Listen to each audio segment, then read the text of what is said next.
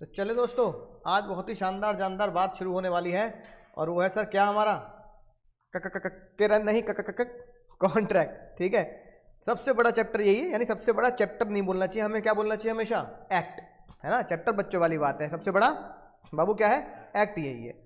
ठीक है, तो अगर मैं एक्ट की बाइफरकेशन करूं तो भैया ये क्या है, ये जो एक्ट है ये आपका 26 मार्क्स का है। जर्नल कॉन्ट्रैक्ट, कौन सा बाबू, जनरल कॉन्ट्रैक्ट। तो जनरल कॉन्ट्रैक्ट जो है जिसे आईसीआई यूनिट में डिवाइड करता है, मैं उस यूनिट को भी चैप्टर्स में डिवाइड करता हूं। तो अपने नोट्स में आप पढ़ोगे चैप्टर 1 से लेकर चैप्टर 11, इसे हम क्या बोलते हैं, जनरल कॉन्ट्रैक्ट। तो मोटा मोटी अगर देखो पिछले ट्रेंड में, अगर आईसीआई का एग्जाम में, तो ये आपका 26 के मार्क्स के आसपास आपको मिलेगा, है ना। और जो स्पेशल कॉन्ट्रैक्ट है, कौन से special, indemnity, guarantee, bailment, pledge, agency, ये जो स्पेशल कॉन्ट्रैक्ट आपने पढ़े, है ना, पढ़ेंगे, वो क्या होता है सर, वो होता है 6 से 7 मार्क्स का। हालांकि वो चैप्टर बड़े हैं पर उनकी वेटेज थोड़ी कम है, राइट, लेकिन छोड़ नहीं सकते। तो टोटल 32 से 35 मार्क्स का आपका ये एग्जाम में आता है।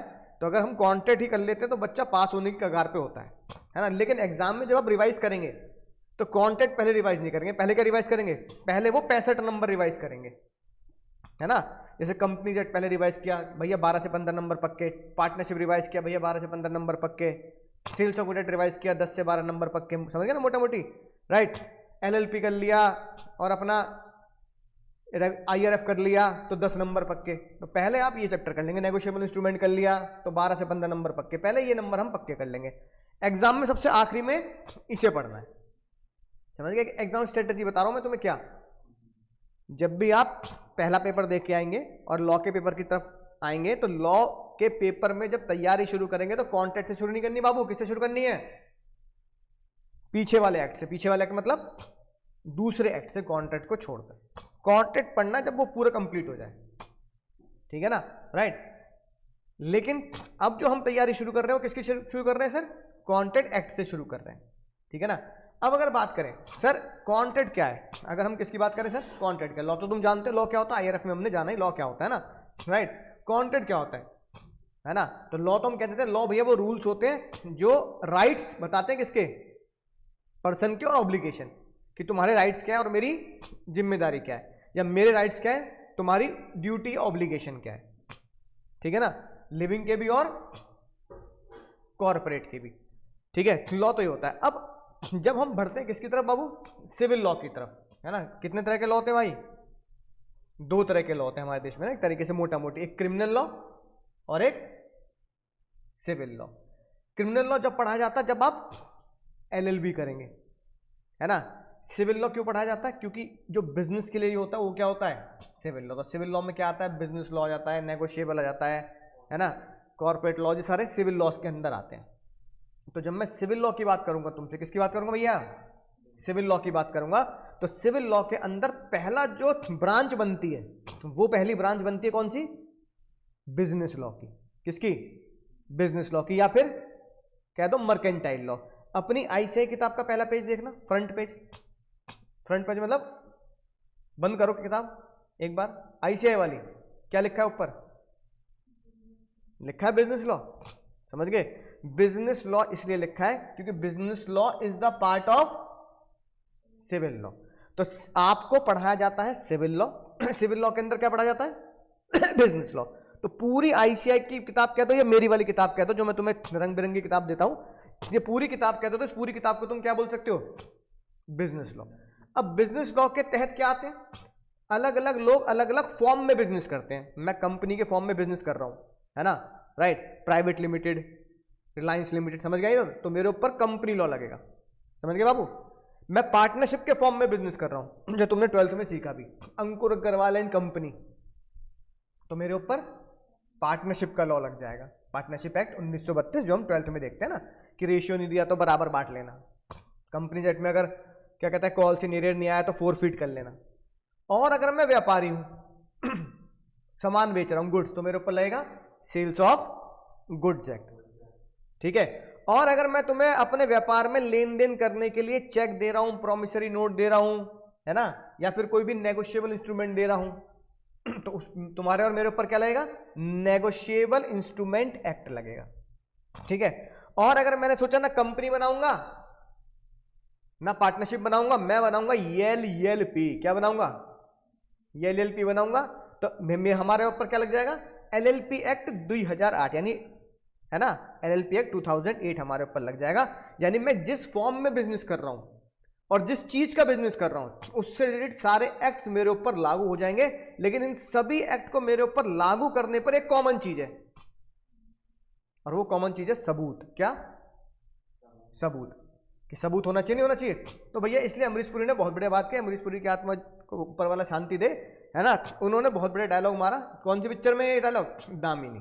कौन सी पिक्चर है बाबू, अरे 2.5 किलो का हाथ है काटिया, है ना, नहीं चड्डा, 2.5 किलो का हाथ है चड्डा, जब पड़ता है तो आदमी उठता नहीं उठ जाता है कि नहीं बात। ये डायलॉग किसमें था, दामिनी पिक्चर। तारीख पे तारीख, तारीख पे तारीख, मेरे जज साहब इंसाफ ने मिला, ये किसमें था, दामिनी पिक्चर में। तो दामिनी पिक्चर में एक सनी देओल और ये हमारे अंकल जी वकील होते हैं, और ये बहुत ही जबरदस्त बात कहते हैं। ये कहते हैं भाई, ओ भाई, ये अदालत है, कोई मंदिर या दरगाह नहीं है जहां पर मन्नतें और मुरादें पूरी होती हैं, जहां पर धूप बत्ती और नारियल चढ़ाया जाता है। ऐसा नहीं है। यहाँ क्या चाहिए, यहाँ पर ठोस सबूत और गवाह पेश किए जाते हैं। ठोस सबूत और गवाह पेश किए जाते हैं। तो गवाह तो हो गए भैया, समझ गए तुम गवाह क्या होते हैं, विटनेस, कि भैया यहाँ कुछ काम कांड हो गया यहाँ पे, तो भैया ये दीदी यहाँ पे मौजूद थी, तो हम कह देंगे देखो इसने देखा था, है ना, कि मेरी गलती नहीं थी, तो गवाही दे देगी। तो गवाही में हम क्या पेश कर देते हैं आजकल, सीसीटीवी कैमरा भी दिखा देते हैं। लेकिन पुराने जमाने में तो क्या था, सीसीटीवी कैमरा नहीं था, तो क्या देना पड़ता था, गवाही।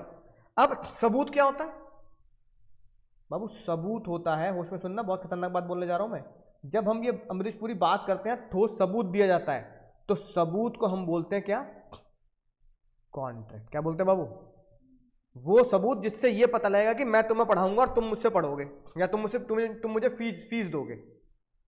ये तो तुम्हारा मेरे बीच का कॉन्ट्रैक्ट क्या है, मैं पढ़ाऊंगा और, हाँ ये मत कह देना मैं पढ़ाऊंगा और तुम पढ़ोगे। तुम पढ़ रहे हो, तुम्हारी शक्ल से दिख रहा है मुझे कि तुम कितना पढ़ रहे हो, है ना, आशिक मिजाज के वालों को तुम।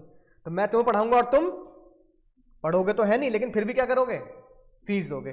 तो मैं तुम्हें क्या दे रहा हूं, टीचिंग सर्विस, और तुम मुझे क्या दे रहे हो, पैसे। तो ये मेरा कॉन्ट्रैक्ट है, ये तुम्हारा मेरा क्या है, कॉन्ट्रैक्ट। ये नहीं कि मैं तुम्हें पढ़ाऊंगा तुम पढ़ोगे, है ना। तो मैं तो कह दूंगा भाई पढ़ो मत पढ़ो, है ना,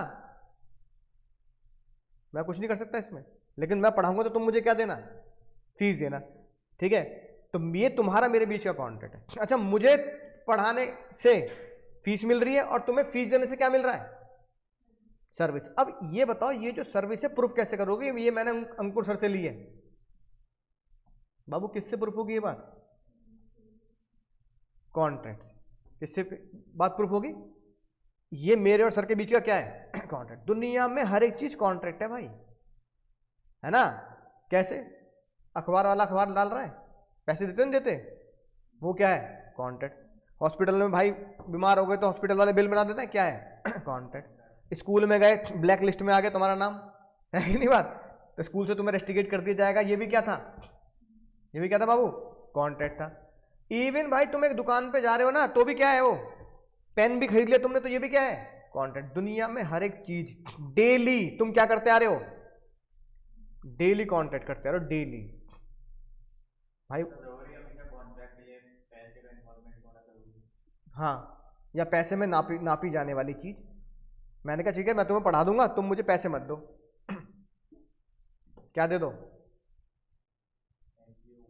नहीं नहीं नहीं नहीं नहीं, पैसे मत दो, इसके बदले क्या दे दो, सामान दे दो, घर का बिल पे कर दो, मेरा बिजली का बिल, मैं घूमने जा रहा हूँ, मेरा होटल बुक कर दो। समझ में आई ना बात। तो मतलब बदले में क्या मिल रहा है, वैल्यूएबल चीज मिल रही है ना, तो वो क्या है, कॉन्ट्रैक्ट है। तो इसलिए हमें ये पढ़ना है कि जब मैं कोर्ट में अमरीश पुरी का डायलॉग मारूंगा कि भाई ये कोई मंदिर दरगाह नहीं है जहां पे धूप बत्ती चढ़ाई जाएगी, है ना, नारियल चढ़ाया जाएगा, बल्कि ये अदालत है जहां पे सबूत पेश करने के बाद ही आप क्या कर सकते हो, अपना केस लड़ सकते हो। तो वो सबूत और वो कॉन्ट्रैक्ट, सबूत कैसे बनता है ना, मुझे कोर्ट में क्या पेश करना पड़ेगा कॉन्ट्रैक्ट के तौर पर, तो वो मुझे ये कॉन्ट्रैक्ट एक्ट समझाता है कि कॉन्ट्रैक्ट करते टाइम पे ये तुम्हारे सबूत है, और कॉन्ट्रैक्ट करते टाइम पे ये ए भाई कॉन्ट्रैक्ट करते टाइम पे इन बातों का ध्यान बोलो रखना है।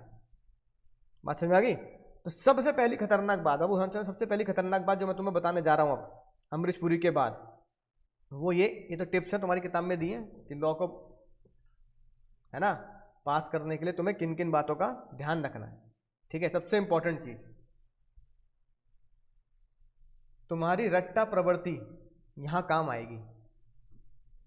रट्टू टोटा बनने में कोई बुराई नहीं है अगर वो चीज मुझे क्या करती है, पास कराती है। वो ओल्ड स्कूल डायलॉग है कि रटे मतना रट के कुछ ना होता, 3 इडियट, रटेगा तो है ना, 3 इडियट में ये तो बोलता है वो चतुर को कि देख रट के करेगा तो पादम पादम सुरसुरी पादम, है ना, राइट। ये उसने रट के किया इसलिए ये पिट रहा है, देख ले रटने का नतीजा। ठीक है, लेकिन चतुर ने कभी भी रेंचो ने ये नहीं बोला रट मत। रेंचो ने क्या बोला था राजू को, रट पर समझ ले कि तू रट क्या रहा है। ये लॉ में काम आता है, किसी सब्जेक्ट में काम आए ना आए बाबू, जिंदगी भर चाहे फाउंडेशन हो चाहे इंटर हो चाहे फाइनल हो, तो लॉ का पेपर रटा जाएगा, यानी लॉ रटा जाएगा तभी लिख पाओगे, है ना। इसलिए तो बच्चा फेल होता है ज्यादातर, इंटर में भी फाइनल में भी लॉ में फेल होता है। अकाउंट्स में बच्चे फेल नहीं हो रहे, कॉस्टिंग में बच्चे फेल नहीं हो रहे, टैक्स में बच्चे फेल नहीं हो रहे, किसे फेल हो रहे हैं, लॉ में। इंटर में लॉ में बच्चा फेल हो रहा है, लॉ ऑडिट, क्योंकि लॉ ऑडिट को छोड़कर बाकी क्या है, प्रैक्टिकल है। तो पेन चलाते हैं तो भैया मजा भी आता है, घिसते भी हैं तो उसमें कोई मजा, कोई बुरी बात नहीं है। लेकिन लॉ में बच्चा पेन नहीं रगड़ता, पेन नहीं घिसता लॉ में, हो सकता है करता हूं। तो रटने के साथ साथ क्या करना पड़ेगा भाई, रटना भी पड़ेगा और लिखना भी पड़ेगा। इसलिए तुम्हारी लॉ की किताब में लिख के दिखा है तुम्हारी रट्टा प्रवृत्ति यहां काम आती है ना, right. There is no concept in remembering section, section को याद करना जरूरी नहीं है, लेकिन सेक्शन याद होगा तो नंबर ज्यादा मिलते हैं। इसलिए मैं तो हमेशा बताता हूं, मैं खुद याद कराऊंगा तुम्हें आज सेक्शन। ठीक है, तो रटने की प्रवृत्ति को जिंदा करो भाई, है ना। ऐसा नहीं है कि रटी चीजें 4-5 बार अगर हम पढ़ लेते हैं कॉन्सेप्ट को तो क्या हो जाता है, रट जाता है। ठीक है, आज ही मैं तुम्हें ये बात प्रूफ कर दूंगा कि तुम्हारी रट्टा प्रवृत्ति कैसे यहां पर काम आती है और किस तरीके से क्या करते हैं हम, रटते हैं चीजों को लॉजिकली। अब उसकी तरफ बढ़ते हैं। तो आज का हमारा एक्ट कौन से शुरू होता है भैया, इंडियन कॉन्ट्रैक्ट एक्ट 1872। कितनी शर्म की बात है कि बोलो, शर्म की बात है कि नहीं है? अरे बहुत पुराना नहीं, अंग्रेजों का एक्ट है ये। तो शर्म की बात यह कि हिंदुस्तान आजाद हुए हुए इतने साल हो गए, लेकिन फिर भी हम कौन सा लॉ पढ़ रहे हैं, अंग्रेजों का। तो मैं पार्लियामेंट में होता तो मैं ऐसे बजा रहा था ताली, शेम शेम शेम ऐसे कर रहा होता, मैं भी पीट रहा होता है वहां पे। ठीक है, राइट। पुराने एक्ट को रगड़े जा रहे, अंग्रेजों के एक्ट को रगड़े जा रहे, पर क्या करें, यही मजबूरी है भाई, अंग्रेजों का एक्ट हमें आज भी पढ़ना पड़ रहा है। ठीक है, अब पढ़ना पड़ रहा है तो एग्जाम के लिए पढ़ना पड़ेगा। तो दिल पे पत्थर रख के बोझ लेके इसको पढ़ना शुरू करते हैं कि भैया होता क्या है कॉन्ट्रैक्ट एक्ट। सबसे पहली बात, कॉन्ट्रैक्ट क्या होता है ये बताओ।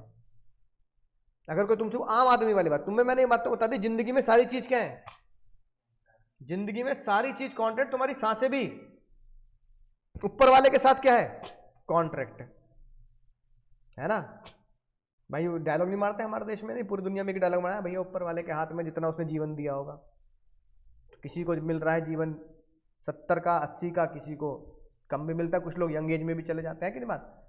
तो ये भी ऊपर वाले के साथ कॉन्ट्रैक्ट है, पर हम उस कॉन्ट्रैक्ट को याद नहीं करके आते। ऊपर वाला हमें मेमोरी डिलीट करके भेजता है, पर कॉन्ट्रैक्ट तो है। तुम्हारा जन्म हुआ हॉस्पिटल से कॉन्ट्रैक्ट है ना, तुम्हारा स्कूल में एडमिशन करा है स्कूल वालों से कॉन्ट्रैक्ट है कि नहीं बात। बस स्कूल में बस जा रही है, बस लेके जा रही है, बस वाले से कॉन्ट्रैक्ट। घर में भैया हेल्पर आ रही है, मेड आ रही है काम करने के लिए, मम्मी का काम वाली आंटी से कॉन्ट्रैक्ट। प्रेस वाला कपड़े दे के प्रेस करके जा रहा है, प्रेस का कॉन्ट्रैक्ट। अखबार वाला अखबार दे रहा है, अखबार का कॉन्ट्रैक्ट। तुम 1 किलो 2.5 किलो सब्जी दूध दही मक्खन ला रहे हो, दुकानदार से कॉन्ट्रैक्ट। तुम मुझसे पढ़ रहे हो, मुझसे कॉन्ट्रैक्ट। यहां से घर जाओगे ऑटो में, बाइक पे तेल डलाओगे, पेट्रोल पंप से कॉन्ट्रैक्ट। अरे दुनिया की हर एक चीज क्या है, कॉन्ट्रैक्ट है। दुनिया की हर एक चीज कदम कदम कॉन्ट्रैक्ट है कि नहीं बात। तो अब आते हैं इसकी लीगल भाषा में, कॉन्ट्रैक्ट क्या होता है। मतलब अगर कोई तुमसे पूछ ले बाबू कॉन्ट्रैक्ट क्या होता है, और कोई बालक, अरे इतनी पढ़ी लिखी बातें नहीं बोलनी है, आम आदमी वाली बातें बोलनी है। ठीक है, पढ़े लिखे बालक पढ़ी लिखी बातें नहीं बोलेंगे, आम आदमी की बातें बोलेंगे। कॉन्ट्रैक्ट क्या होता है, बच कुछ ऐसे सोचो कि भाई कॉन्ट्रैक्ट यही होता होगा, कुछ फिल्मी डायलॉग याद आ रहा हो। एक पर्सन सर वही हो गया, एक पर्सन हमें कुछ दे रहे हैं, हम बदले में उसे कुछ दे रहे हैं। नहीं नहीं, वो तो कॉन्ट्रैक्ट नहीं है, वो तो एक तरीके से है ना लेन देन का हिस्सा होगा। अगर आसान सी भाषा में बोले तो भाई मैं तुम्हें जो तुम्हें दे रहा हूं और तुम मुझे उसके बदले कुछ दे रहे हो, ये बात अगर हम लिख लें, है ना, कॉन्ट्रैक्ट नहीं समझ रहे? कॉन्ट्रैक्ट का मतलब एक तरीके से क्या, इस बात का सबूत बनाना कि ये तुम्हारे मेरे बीच में डील है। तभी तो मैं कह रहा हूं अमरीश पुरी क्या बोल रहे हैं, सबूत। अमरीश पुरी क्या बोल रहे हैं, सबूत। और सबूत को मैं क्या बोल रहा हूं, कॉन्ट्रैक्ट। तो अगर मैं कॉन्ट्रैक्ट वर्ड बोलता हूं तो मैं कॉन्ट्रैक्ट को कहना चाहता हूं कि कॉन्ट्रैक्ट है क्या।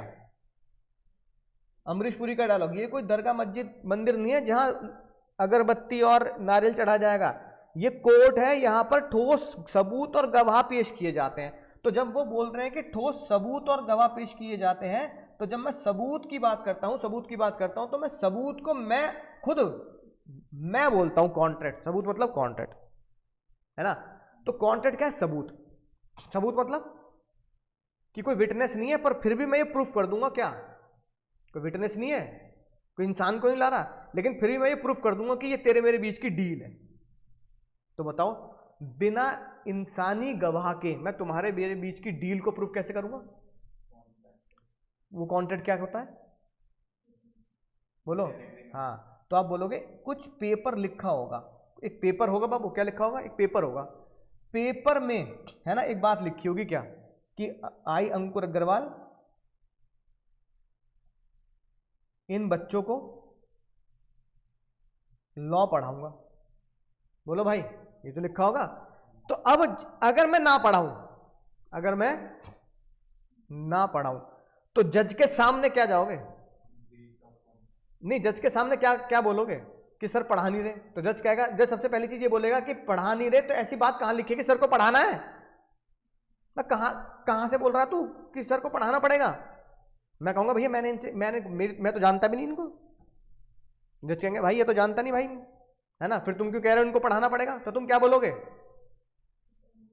तुम बोलोगे सर ये मुझे जानते नहीं जानते, झूठ बोल रहे, क्योंकि ये बात हमने पेपर पे लिख रखी है ना, सबूत है मेरे पास, सबूत है, ये मुंह से झूठ बोल दें, भरी अदालत में मुंह से झूठ बोल दें, लेकिन एक झूठ को नहीं झुठला सकते, किसको, सबूत को। और वो सबूत क्या है, नहीं, सबूत क्या है, वो कॉन्ट्रैक्ट छोड़ो, वो सबूत क्या है, वो पेपर जिसमें इन्होंने लिख कर बोला था कि मैं तुम्हें पढ़ाऊंगा इतनी फीस के बदले, वो सबूत है कि नहीं बात। उस सबूत को क्या बोला जाता है बाबू, कॉन्ट्रैक्ट। अब ये बताओ, एक पेपर है, उसमें लिख दिया कि मैं तुम्हें पढ़ाऊंगा, है ना, तो क्या ये सबूत बन गया? एक पेपर पे मैंने लिख दिया कि अंबानी का एंटीला, अंबानी का एंटीला जानते हो ना, अंबानी का घर, अंबानी का एंटीला मेरा हो गया भाई, ये मैंने पेपर पे लिख दिया, अंबानी का एंटीला मेरा।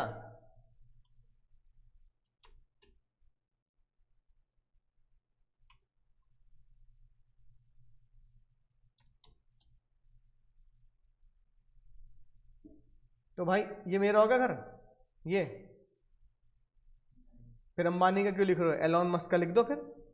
अगर अगर पेपर पे लिख के घर अपना हो जा रहा है तो फिर क्या करो, अंबानी का भी सिग्नेचर चाहिए। है ना। फिर तो ये घर हमारा क्यों कर रहे हो, फिर तुम एक काम करो ना भाई, 600 कमरे हैं इस घर में, इंटरनल पार्किंग है 200-250 गाड़ी की, ये ना भैया बताओ, गार्डन वार्डन सब घर में ऊपर ही उगा रखा है, हाँ सब थिएटर विएटर सब। ये रहा अंबानी जी का ड्राइंग रूम, है कि नहीं बात। तो बताओ भाई, ये रही आंटी जी हमारी, तो फिर लिखना दो अंबानी का घर मेरा, बात खत्म।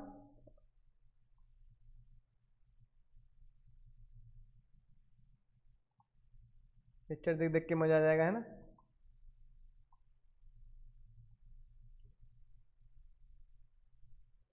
है कि नहीं बात। फिर एलोन मस्क का लिख दो, तो क्या लिखने से घर हमारा हो गया बाबू? लिखने से घर हमारा हो गया क्या? क्या करना पड़ेगा? लिखने से भी खतरनाक चीज है क्या? हाँ, लिखने से भी एक खतरनाक चीज है जिसके बाद अंबानी का घर तुम्हारा है, और वो है साइन, सिग्नेचर। अगर इस पर्चे पर मेरे साइन हो जाए और मुकेश अंबानी के साइन हो जाए, तो जो इस पर्चे पर बात लिखी है वो प्रूफ हो गई फिर कोर्ट में। तो अगर इस पर्चे पर मैं लिख दूं कि मैं तुम्हें पढ़ाऊंगा इतनी फीस पर, मेरे साइन हो गए, तुम्हारे साइन हो गए, तो बात पक्की। बोलो भाई, रिश्ता पक्का समझे? हाँ लड्डू बांटो, है कि नहीं बात? ठीक है। ऐसे अगर मैंने अंबानी के लिए दे दिया, अंबानी जी तुम्हारा एंटीला मेरा हो गया इतने रुपए में, और अंबानी ने साइन कर दिए, मैंने साइन कर दिए घर की रजिस्ट्री पर, पेपर पर, तो फिर वो सिग्नेचर हो गए। सिग्नेचर होते ही क्या बन गया? अभी सिग्नेचर होते ही कॉन्ट्रैक्ट बन गया। तो अगर कोई तुमसे बोले कि कॉन्ट्रैक्ट क्या होता है, तो तुम क्या बोलोगे? एक पेपर जिसपे दो लोग बातें लिखते हैं, उन दोनों में की बातों पर अगर दो लोग अपने सिग्नेचर कर दें, तो उस पेपर पर सिग्नेचर होने के बाद जो पेपर कहलाया जाएगा, उस पर्चे को क्या बोला जाएगा? कॉन्ट्रैक्ट। क्या बोला जाएगा भैया? कॉन्ट्रैक्ट। अब आती बात, क्या इसे दुनिया में पर्चा बोलेंगे? क्या इसे दुनिया में पर्चा बोलेंगे? तो जज साहब ने बोला नहीं, इस प्यार को एक नया नाम देंगे। जैसे तुमने अपने प्यार को नाम दिया था, ऐसे इस प्यार को भी नया नाम, सोना, बाबू, ऐसे नाम देंगे, कुछ टेक्निकल नाम देंगे, है ना? तो इस प्यार को एक नया नाम देंगे। तो जज साहब ने इस प्यार को पता क्या नाम दिया? एक technical name which is called agreement. क्या नाम दिया? तो जो पर्चा है उसे दुनिया आज के बाद कानूनी भाषा में बोलेगी एग्रीमेंट। क्या बोलेगी? एग्रीमेंट। एक एग्रीमेंट पे बात लिख देना, एक एग्रीमेंट पे बाबू क्या लिख देना? बात लिख देना, उस बात के नीचे साइन करा देना, तो उस बात पर साइन होते ही वो क्या बन गया? कॉन्ट्रैक्ट बन गया। कॉन्ट्रैक्ट का मतलब अगर मैं आज के बाद तुमसे बोलूं, तो बहुत ही दुनिया की सबसे छोटी डेफिनेशन है कॉन्ट्रैक्ट की। इससे डेफिनेशन छोटी दुनिया में तुम्हें कहीं मिलेगी नहीं। पता क्या? जज ने बोला पर्चे को बोलेंगे क्या? एग्रीमेंट। और सिग्नेचर को सिग्नेचर नहीं बोलेंगे, क्योंकि सिग्नेचर तो बच्चा साइन बच्चों से जानते आ रहा है, तो लॉ वाले बेइज्जती महसूस करते हैं। लॉ वाले कहते हैं साइन, हाँ चौथी पांचवी क्लास में पढ़ लिया था कि मम्मी के साइन होते हैं, पापा के साइन होते हैं, टेस्ट पेपर पे मम्मी पापा के साइन लेके आना, मैडम बोलती थी। ये तेरा टेस्ट हुआ है, नंबर कम आया, पापा के साइन करवा के लाइयो इस पे। तो साइन तो बच्चा सीख रहा है चौथी पांचवी क्लास से। तो लॉ वालों को बड़ी दिल पे बेइज्जती लगी। लॉ वालों ने बोला मैं यार इतनी टुच्ची बात, बेइज्जती वाली बात, साइन साइन तो बच्चा भी जानता है, कुछ ऐसा शब्द बनाओ जो दुनिया में किसी ने सुना ही ना हो लॉ के स्टूडेंट्स के अलावा। तो जज साहब ने सिग्नेचर को एक बहुत ही खतरनाक नाम दिया। जज साहब ने कहा इस प्यार को क्या नाम दूं? तो जज साहब ने इस प्यार को नाम दिया एनफोर्सेबिलिटी। क्या नाम दिया? अब देखो इसमें एक वर्ड क्या आया? फोर्स। क्या वर्ड आया? फोर्स। फोर्स का मतलब समझ रहे हो क्या है? क्या होता है फोर्स का मतलब? हाँ, यानी किसी चीज को खींचना, जोड़ देना। इसका मतलब कॉन्ट्रैक्ट होता है कि किसी भी एग्रीमेंट को अगर आप खींचो, कहां खींचो? कोर्ट में, तो एनफोर्सेबल बाय लॉ। कहां खींचोगे? कोर्ट में। कोर्ट में कैसे खींचोगे? लॉ के द्वारा। यानी एनफोर्सेबल बाय लॉ मतलब एनफोर्सेबल इन कोर्ट। सिग्नेचर का मतलब हुआ एनफोर्सेबिलिटी, यानी कोई भी बात एक सिग्नेचर के द्वारा फोर्सफुली कोर्ट में घसीटी जा सके, है कि नहीं बात? बोलो भाई। इसलिए फिल्म में एक डायलॉग चलता है क्या? अक्षय कुमार की पिक्चर याद है? कौन सी? Jolly LB2। याद आई नहीं आई?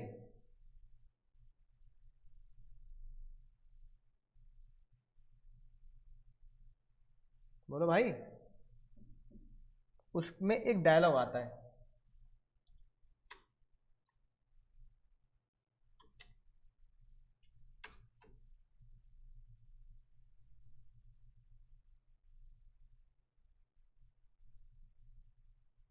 ना, ये वाला।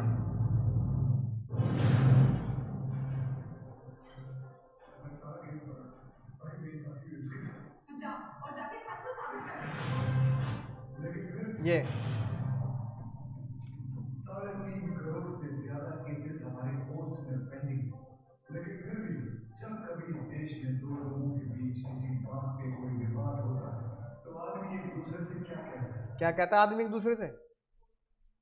अब देखो क्या कहता है, I will see you in court. क्या बोलता है? I will see you in court.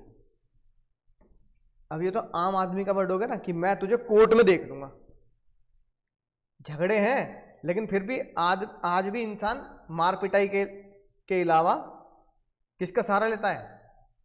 और वो क्या बोलता है? I will see you in court. लेकिन अगर इस बात को एक वकील बोलेगा, अगर इस बात को एक वकील बोलेगा तो वो ये नहीं बोलेगा I will see you in court. वकील क्या बोलेगा? वकील क्या बोलेगा? मैं बोल नहीं रहे? नहीं, वकील बोलेगा I will enforce you in court. आम आदमी का जो डायलॉग है वो है I will see you in court, जिसे वकील क्या बोलता है? I will enforce you in court, कि मैं तुझे कोर्ट में घसीटूंगा, एनफोर्स करूंगा। डायलॉग है ना हिंदी का, कोर्ट में घसीटूंगा। तो कोर्ट में देख लूंगा तुझे कोर्ट में घसीटूंगा। इस शब्द को बोला जाता है एनफोर्सिबिलिटी। क्या बोला जाता है? एनफोर्स, कि मैं एनफोर्सिबिलिटी लगाऊंगा कि तुझे कोर्ट में एनफोर्स करूंगा मैं ये बात। अब बात आती, जज बोलेगा कोर्ट में एनफोर्स तो करेगा पर एनफोर्स करने का सबूत तो ला। तो वो सबूत क्या बनेगा?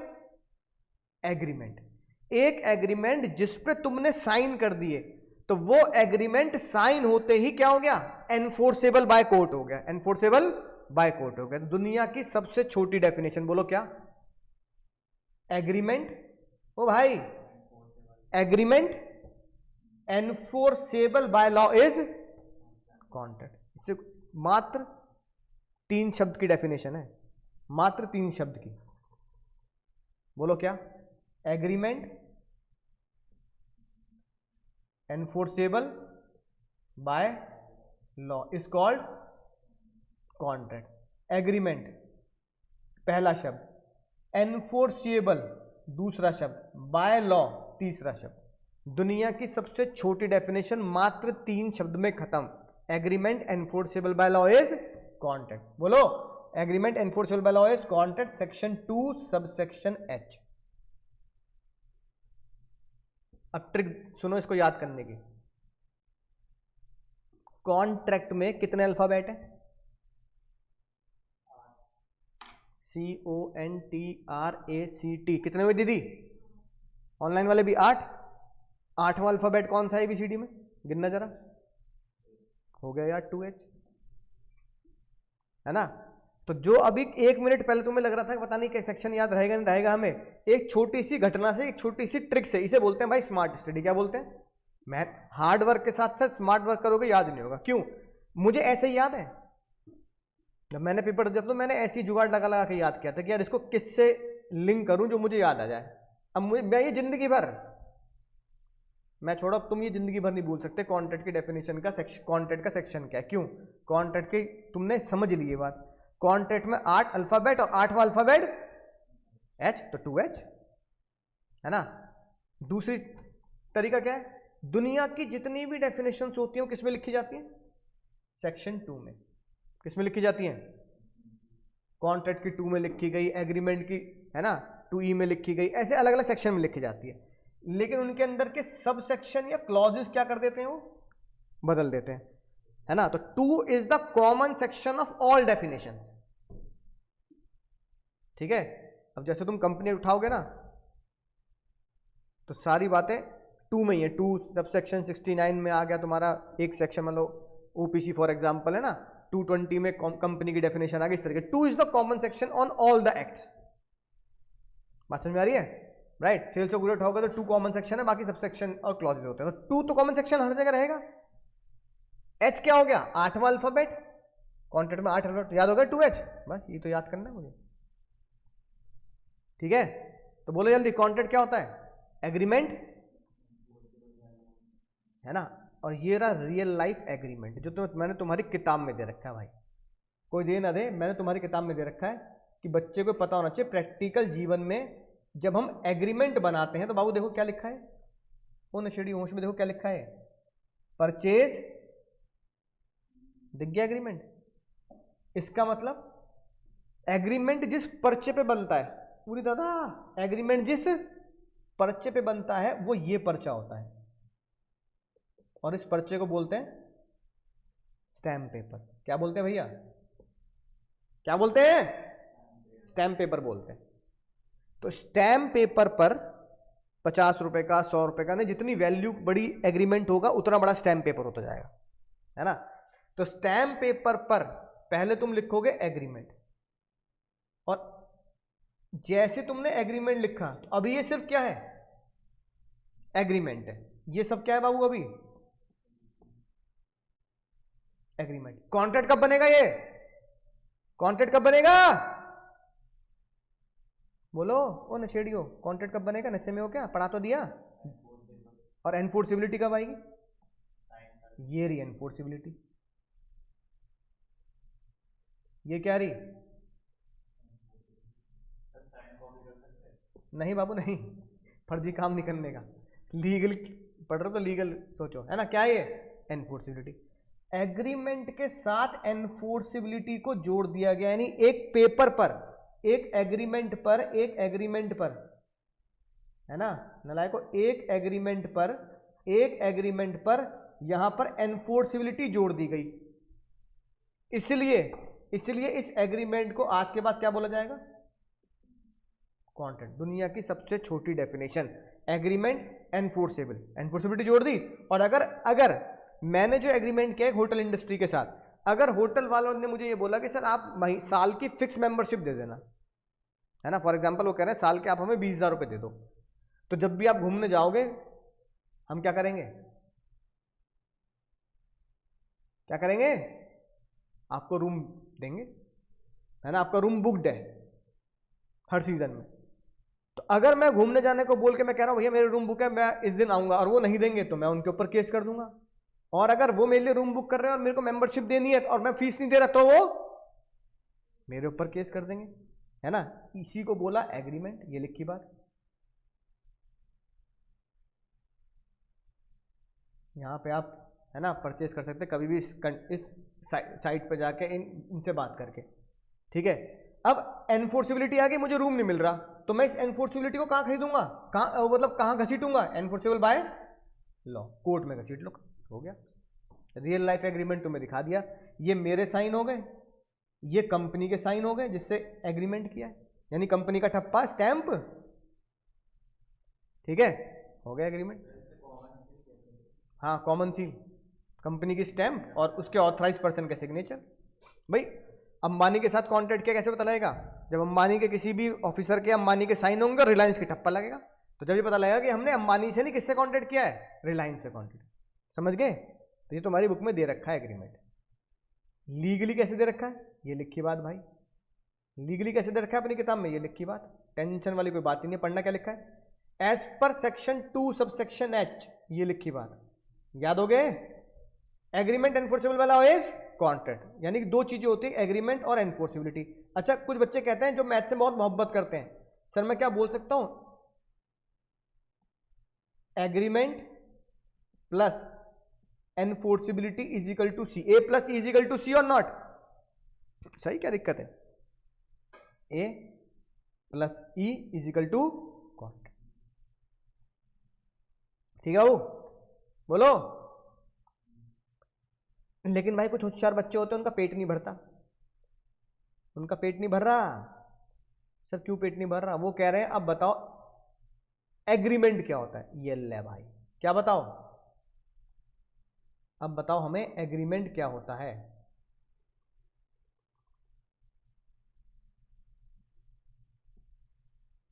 Agreement plus enforceability is equal to contract. फिर लोग पूछ रहे हैं बता एग्रीमेंट क्या होता है, बता बता, नाना वाटर बन गए लोग, बता एग्रीमेंट क्या होता है। जज साहब कह रहे हैं भाई खोपड़ी खुजा दी तुमने मेरी, एग्रीमेंट क्या होता है? हाँ ये बताओ, कॉन्ट्रैक्ट क्या होता है तो समझ में आ गई बात, एग्रीमेंट क्या होता है?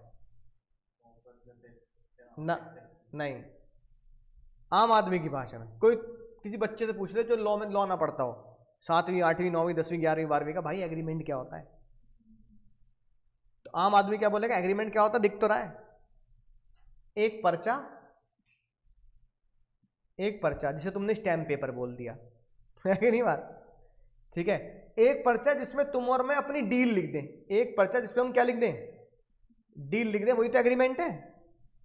सही बात है कि नहीं, वही तो एग्रीमेंट है। एक पर्चा जिसपे क्या कर दें, डील लिख दें। भाई तुम्हारी मेरी डील होनी है, तो तुमने बोला पक्का भाई पक्की बात है, तुमने कहा पक्की बात मत कर, क्या कर दे, लिख के दे, है ना।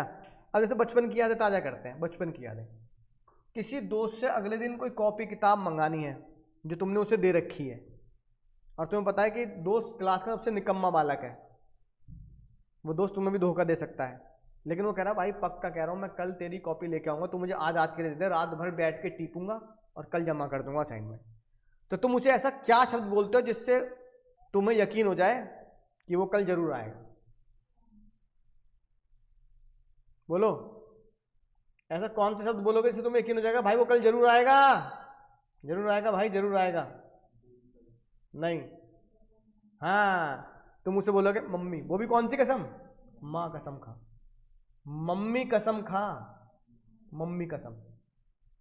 वो कह रहा नहीं खाऊंगा, हाथ ऐसे ऐसे नहीं करनी, पैर की उंगलियां, हाथ की उंगलियां ऐसे नहीं मोड़नी, हाथ ऐसे कर, जूते उतार के पैर का अंगूठा भी दिखा, है कि नहीं बात, वो भी फैले होने चाहिए। अब खा मम्मी कसम, मैं कल जरूर आऊंगा। तो अगर किसी को यकीन दिलाना हो तो इंडिया में आज भी क्या चलता है, माँ कसम, मम्मी कसम खिला दो, मम्मी कसम चढ़ गई तेरे ऊपर, है कि नहीं बात, तो मम्मी कसम चढ़ा दो उसके ऊपर, है कि नहीं बात।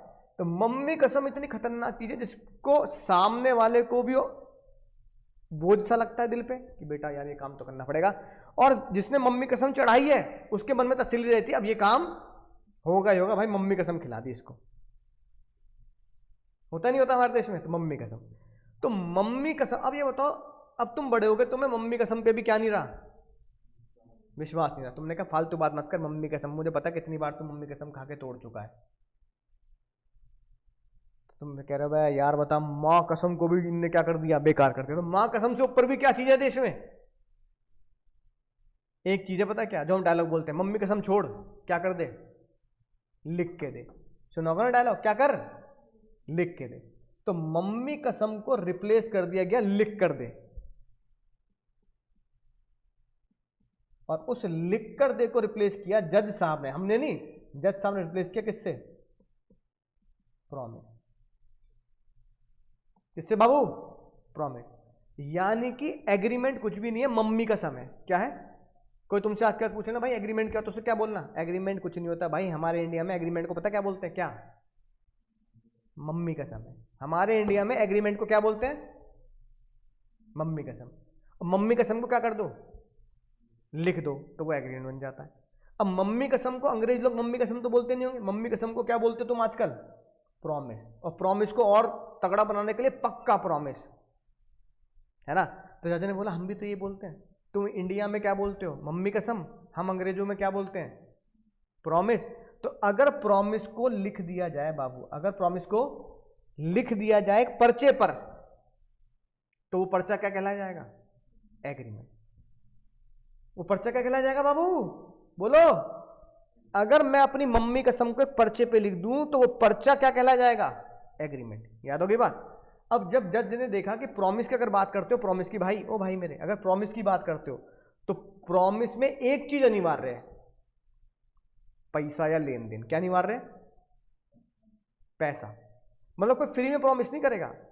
अगर एग्रीमेंट बनाना है तो प्रॉमिस के साथ पैसा जोड़ना पड़ेगा। क्या जोड़ना पड़ेगा, पैसे का लेन देन करना पड़ेगा, या पैसे में नापी जाने वाली चीजों का लेन देन करना पड़ेगा।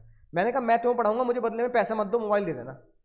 भाई लॉ की फीस 10,000 रुपये, 10,000 का क्या दे देना मुझे, मोबाइल दे देना। तो पैसों में लेन देन तोल लिया ना मैंने अपनी फीस को, है ना।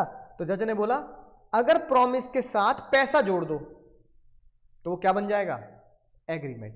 और पैसे को, लेन देन को जज ने क्या बोला, कंसीडरेशन। बाबू क्या बोला, कंसीडरेशन। कंसीडरेशन का मतलब होता है ओ भाई, कंसीडरेशन का मतलब होता है बदले में लेन देन में कुछ लेना।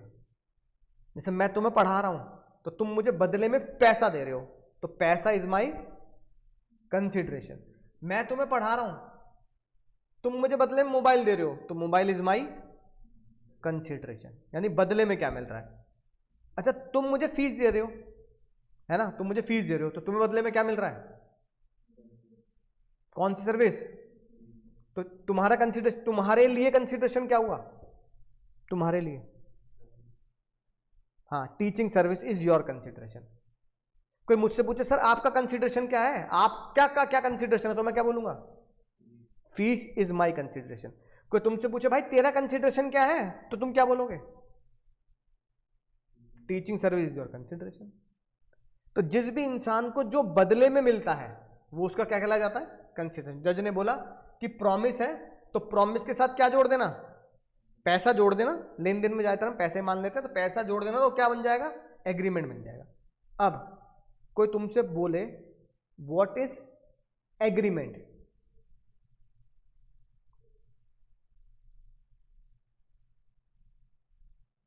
ये भी मात्र 3 शब्द की definition. What is agreement is also the 3 word definition, दुनिया की अगली सबसे छोटी डेफिनेशन।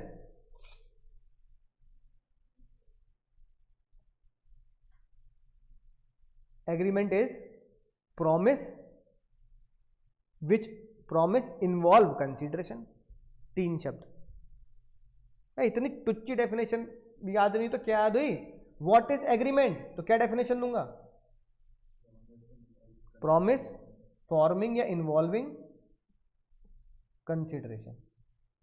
कंसिडरेशन मतलब बदले में,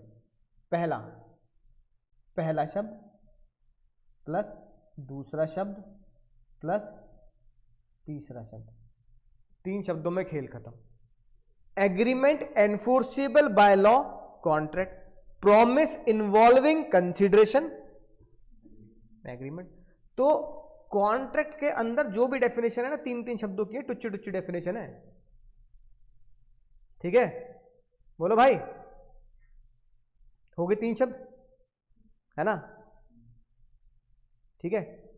अब आगे बढ़ते हैं, कंसिडरेशन की डेफिनेशन हम पढ़ेंगे जब कंसिडरेशन वाले चैप्टर पे आएंगे, राइट। वैसे दीदी ने सही बोला, समथिंग इन रिटर्न, कंसिडरेशन का मतलब फिर से 3 शब्द, क्या, समथिंग इन, ये भी 3 शब्द, something in return, something in return, 3 शब्द, समझ की बात। फिर लोगों का अभी पेट नहीं भरा, लोग कह रहे हैं बता प्रॉमिस क्या होता है। जज कह रहे हैं भाई एक काम कर, मेरे ये वाला हथौड़ा मेरे खोपड़ी पे मार दे, अब पहले बता कॉन्ट्रैक्ट क्या होता है, फिर बता एनफोर्सिबिलिटी क्या होती है, फिर बता एग्रीमेंट क्या होता है, अब बता प्रॉमिस क्या होता है।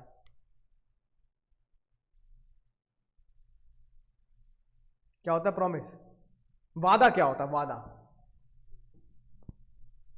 है ना, मम्मी कसम क्या होती है, प्रॉमिस क्या होता है, वादा क्या होता है, जो वादा किया है वो निभाना पड़ेगा, गाना गाने के लिए वादा क्या होता है, ठीक है। तो तुम्हारे हिसाब से एक आम आदमी की भाषा में वादा क्या होता है,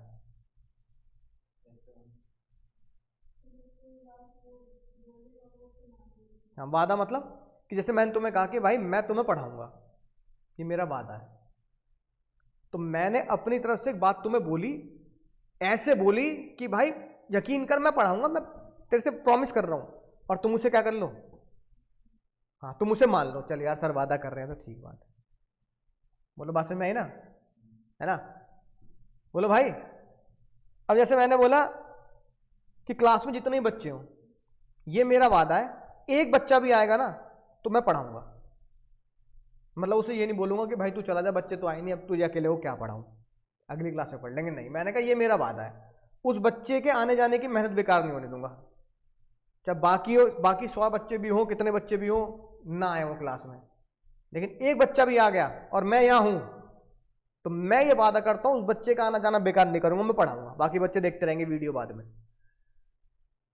तो उस बच्चे को बात सही लगी, तो मैंने एक बात बोली और तुमने उस पर क्या कर लिया, यकीन कर लिया, वही तो प्रॉमिस होगा भाई। वादा क्या होता है, मैंने एक बात तुम्हें बोल दी और तुमने उस पर क्या कर लिया, यकीन कर लिया, वही प्रॉमिस। तो जज ने बोला एक बात बोली, है ना, एक बात बोली और तुमने उसको हाँ कर दिया, ठीक है सर, डन डन डन, मजा आ जाएगा सर, देखना मैं एक भी क्लास में छोड़ूंगा, मैं जरूर आऊंगा। तो इसका मतलब जज ने बोला जो बात बोली उसमें मैं उस प्यार को नाम दूंगा ऑफर। क्या नाम दूंगा? ऑफर। कि मैंने एक बात तुमसे बोली, मैंने तुम्हें एक ऑफर किया कि एक बच्चा आएगा तो पढ़ाऊंगा, चिंता मत करना। तुमने उस पर क्या कर दिया? हाँ, यानी कि तुम उसने ऑफर को एक्सेप्ट कर दिया। तो जो बात बोल रहा है, जो बंदा ऑफर कर रहा है, वो उसकी तरफ से क्या बन जाएगा? प्रॉमिस। क्या बन गया मेरी तरफ से? प्रॉमिस, है ना? तो अगर कोई तुमसे पूछे भाई बता प्रॉमिस क्या होता है, यानी कि offer accepted by the offeree, 3 शब्द। अगर कोई तुमसे बोले प्रॉमिस क्या होता है ना? तो ऑफर, है ना, एक्सेप्टेड बिकम प्रॉमिस। बोलो बाबू, फिर से 3 शब्द। ऑफर, या ऑफर को प्रपोजल ही बोल देते हैं ना। ऑफर यानी कि proposal, proposal when accepted becomes promise. बोलो कितने शब्द हैं हर जगह? बताओ। इसे बोलते हैं स्मार्ट वर्क। पूरा तुम्हें पूरा कॉन्टेंट याद हो गया। आप बेसिक हर एक जगह 3 शब्द जोड़ने हैं। बस आज के बाद खोपड़ी में क्या रखना है बाबू? हर एक जगह कितने शब्द जोड़ने हैं? 3। बस अगर तुमने 3 शब्द जोड़ लिए तो तुम्हें दुनिया में कभी भी कोई गलत साबित नहीं कर सकता। कैसे 3 शब्द जोड़ने हैं? पहले कोई तुमसे पूछेगा बता कॉन्टेंट क्या होता है, तो तुम क्या बोलोगे? अब बोलो वो 3 शब्द बिना देखे, सामने मत देखो स्क्रीन पर, बोलो 3 शब्द क्या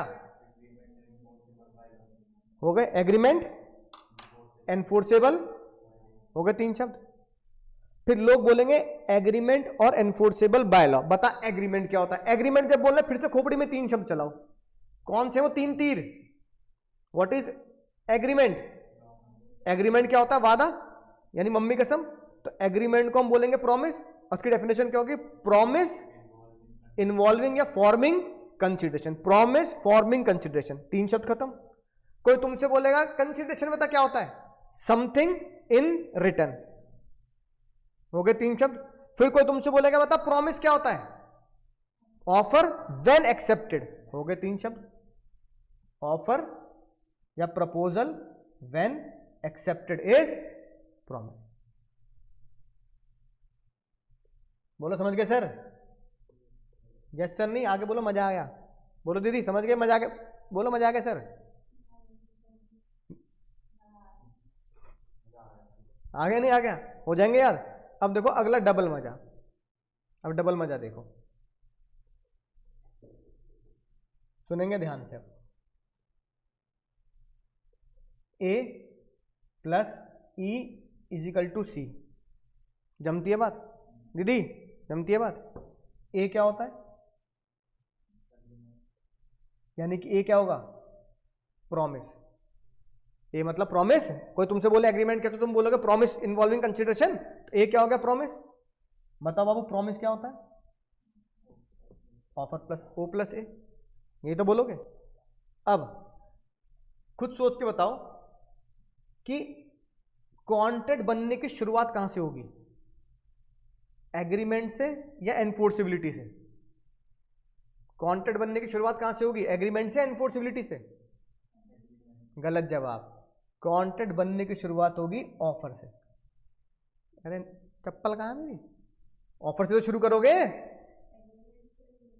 नहीं। कॉन्ट्रैक्ट बनने की शुरुआत होती है ऐसे, इसलिए एरो जाते हैं ऐसे और ऐसे जाते हैं एरो। अबे किसी को पहले ऑफर दोगे तो वो क्या करेगा? एक्सेप्ट। अब इनने ऑफर दिया मुझसे शादी करोगे, उन्हें रेप्टा दे दिया, निकल लो वापस, है कि नहीं बात? लेकिन उसने कहा मुझसे शादी करोगे, उसने हाँ कर दी, है ना? उसकी एक्सेप्टेंस हो गई। अब इसी खोपड़ी बता क्या बात आ रही है? बेटे ने हाँ तो कर दी, बाद में पलट गई तो ये क्या बोलेगा? पक्की बात है नहीं। वो कह रही है अरे हाँ कर दी, इसमें पक्का और ना पक्का क्या है? तो ये कह रहा है लिख के दे दे मुझे, मैं पागल हो जाऊंगा वरना, लिख के दे दे मुझे। तो ऑफर प्लस एक्सेप्टेंस को तुमने क्या कराया? प्रॉमिस पे ले गए। तो यानी ऑफर, पहले मैं एक पर्सन को ऑफर दूंगा, फिर वो उसे एक्सेप्ट करेगा, तो वो क्या बन जाएगा? प्रॉमिस। मेरे को प्रॉमिस पे यकीन नहीं है, तो मैंने प्रॉमिस को क्या किया, लिख लिख। शिवम नाम है। अच्छा, तो सब्यसाची ने सांची पकड़ ली कोई, सांची तू लिख। सांची कह रही भाई बोली बात पे यकीन नहीं है, उन्होंने कहा ना यकीन नहीं है लिख। तो जैसे ही वो लिख गया और सिग्नेचर, जैसे ही वो लिख गया तो लिखते क्या बन गया, एग्रीमेंट। फिर इनने बोला सांची से लिख दिया, साइन कर। अंगूठा लगा, अंगूठा, इंक निकाल के फिंगरप्रिंट लूंगा ताकि कोई तू बाद में ये भी ना बोल दे नकली सिग्नेचर है किसी ने कर दिए होंगे। फिंगरप्रिंट तो कोई नहीं मैच कर सकता ना तेरे, अंगूठा लगा। तो अंगूठा जिसको जो पढ़ा लिखा नहीं होता उससे क्या लगवाते हैं, अंगूठा। और प्रॉपर्टी केस में तो आज भी अंगूठा ही लगवाया जाता है। तो अंगूठा लगाना और साइन करना दोनों ही एनफोर्सिबिलिटी हैं। तो ये कह रहा है सांची से अंगूठा लगाएगी, साइन भी करेगी और अंगूठा लगाएगी। तो क्या कर दिया सांची ने, एनफोर्सिबिलिटी। अब तुम्हारा और सांची के बीच का क्या बन गया, ये कॉन्ट्रैक्ट। तो नलायक को बताओ कॉन्ट्रैक्ट की शुरुआत कहां से हुई, ऑफर से। तो पहले ऑफर होगा, सामने वाला उसे एक्सेप्ट करेगा तो वो वादा बनेगा। वादे को तुम कह रहे हो लिख के दे, तो सामने वाला जब लिख देगा तो वो लिखित में पर्चा एग्रीमेंट बनेगा। फिर तुम कह रहे हो सांची तूने लिख तो दिया, अंगूठा लगा, अंगूठा लगा, इंक पैड लिया है तुम, लगा अंगूठा, तो साइन भी करा दिए, उससे अंगूठा भी लगवा दिया, तो वो क्या बन गया, एनफोर्सिबिलिटी। अब तुम्हारे और सांची के बीच में बाबू क्या बन चुका है, ये कॉन्ट्रैक्ट है कि नहीं बात, बोलो, याद हो जाएगा। अब आज के बाद अगर कोई भी तुमसे ये बोल दे भाई तूने कॉन्ट्रैक्ट पढ़ लिया, मतलब चैप्टर नंबर 1 पढ़ लिया, तो उसे क्या बोलना है प्यार से, उसे प्यार से क्या बोलना है, उसे प्यार से बोलना है पढ़ लिया ये नहीं, उसे बोलना है अबे हट यार टुच्ची बात पूछ रहा है, कुछ लेवल की बात पूछ, लेवल की टुच्ची बात नहीं, कुछ लेवल पे आ। तो उसे क्या बोलना है प्यार से, अबे हट यार। उसे बोलना है कॉन्ट्रैक्ट पढ़ लिया, अबे हट यार, है ना, कुछ बढ़िया सी बात बोल, ये तो छोटी बात है, टुच्चा एक्ट है, तो अबे हट, समझ गए, नहीं समझे तुम, अब मैं समझाऊंगा। ये बताओ हर एक एक्ट में कॉमन बात है, जितनी भी डेफिनेशन होती है वो किसमें लिखी होती है, सेक्शन 2 में। तो ऑफर की डेफिनेशन भी किसमें लिखी होगी, ऑफर की डेफिनेशन भी किसमें लिखी होगी, 2 में। एग्रीमेंट की भी किसमें लिखी होगी, एक्सेप्टेंस की भी किसमें लिखी होगी, 2 में। प्रॉमिस की भी किसमें लिखी होगी, 2 में। प्रॉमिस के साथ क्या वर्ड जोड़ते हैं हम, कंसीडरेशन, तो कंसीडरेशन की डेफिनेशन भी किसमें लिखी होगी, 2 में। एग्रीमेंट भी किसमें लिखी होगी, 2 में। और कॉन्ट्रैक्ट भी किसमें लिखा है, 2 में। अब आज के बाद जिंदगी में कोई भी तुमसे बोलेगा अबे हट, क्या बोलेगा, कॉन्ट्रैक्ट पढ़ ले, तो तुम उसे प्यार से क्या बोलोगे, अबे हट यार, अबे हट। तो ए यहां जोड़ देना, अब उसमें सुनना बहुत खतरनाक बात बोल रहा हूं मैं, कहां जोड़ देना, ए यहां जोड़ दिया, अबे का बी यहां जोड़ दिया, है ना, ई यहां जोड़ दिया, और हट का एच यहां जोड़ दिया। और एग्री एक्सेप्टेंस और प्रॉमिस की डेफिनेशन सेम है, बी में लिखी है। हो गई बात याद, बोलना जरा। कॉन्ट्रैक्ट का बेसिक क्या है, A plus E is equal to C, A is equal to P, P is equal to O plus A, P is equal to O plus A. अबे हट याद रखना है, ए बी ई, अबे हट का एच यहां आ गया।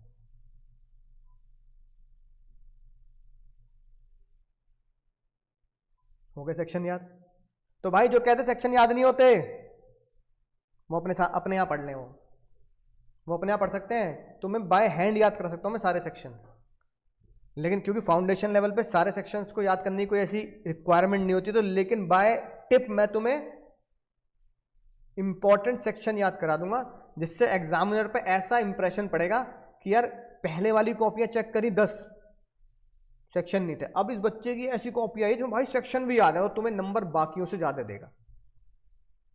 तो पिछली बार पेपर टफ आया था, लेकिन फिर भी एक बच्चे के 77 या 76 मार्क्स थे लॉ में, अपनी कोचिंग में हाईएस्ट मार्क्स जो थे वो 76 77 थे।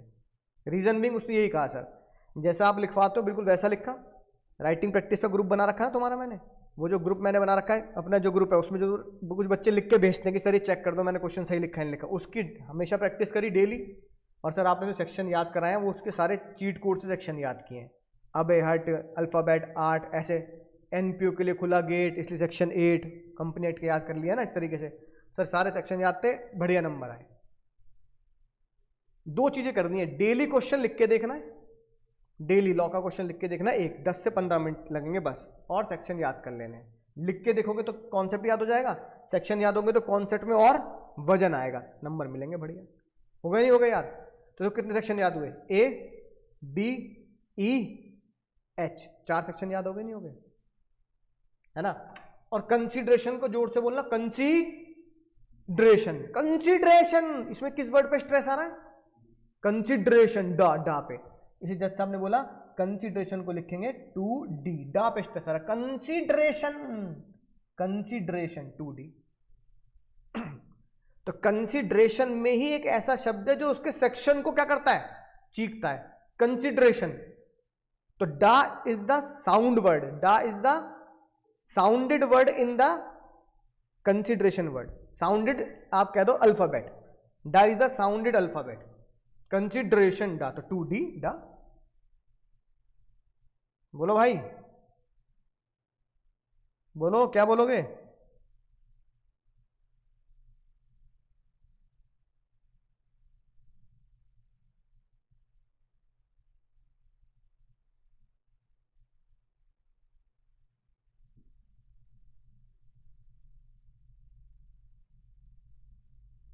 है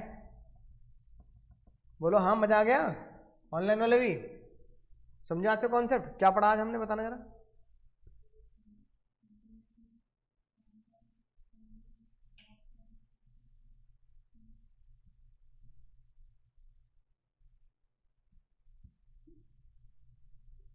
याद हो जाएगी आज की बात? क्या चीज? Agreement enforceable by law is contract. Agreement क्या होता है और प्रॉमिस क्या होता है? Offer plus acceptance. बोलेंगे बाबू लोग सभी, पढ़ के देख लें और पढ़ा दूं आगे।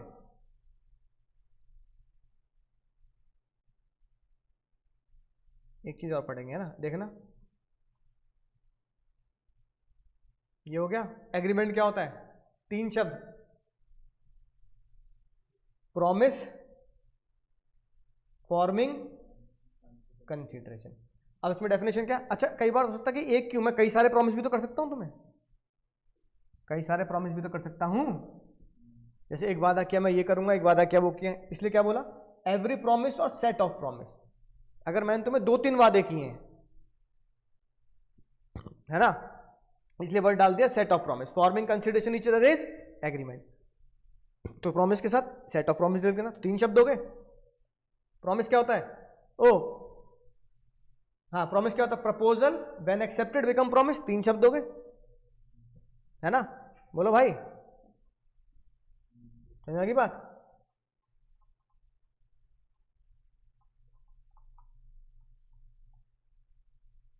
अब अगली बात करते हैं, बहुत ध्यान से सुनेंगे।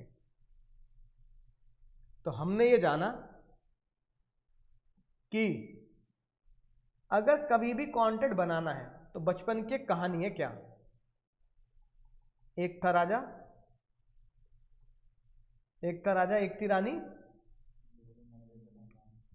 यही तो दिल पे मुझे बहुत दुख होता है, दोनों को मार देते तुम। नहीं, आज हम दोनों को जिंदा करेंगे। मारेंगे नहीं, आज दादी को मम्मी को नई कहानी सुनानी है। मम्मी, एक था राजा, एक थी रानी, दोनों नहीं, अरे कोर्ट नहीं गए, पागल हो रही है। दोनों मिले, प्लस मतलब मिले, दोनों जुड़े एक दूसरे के साथ।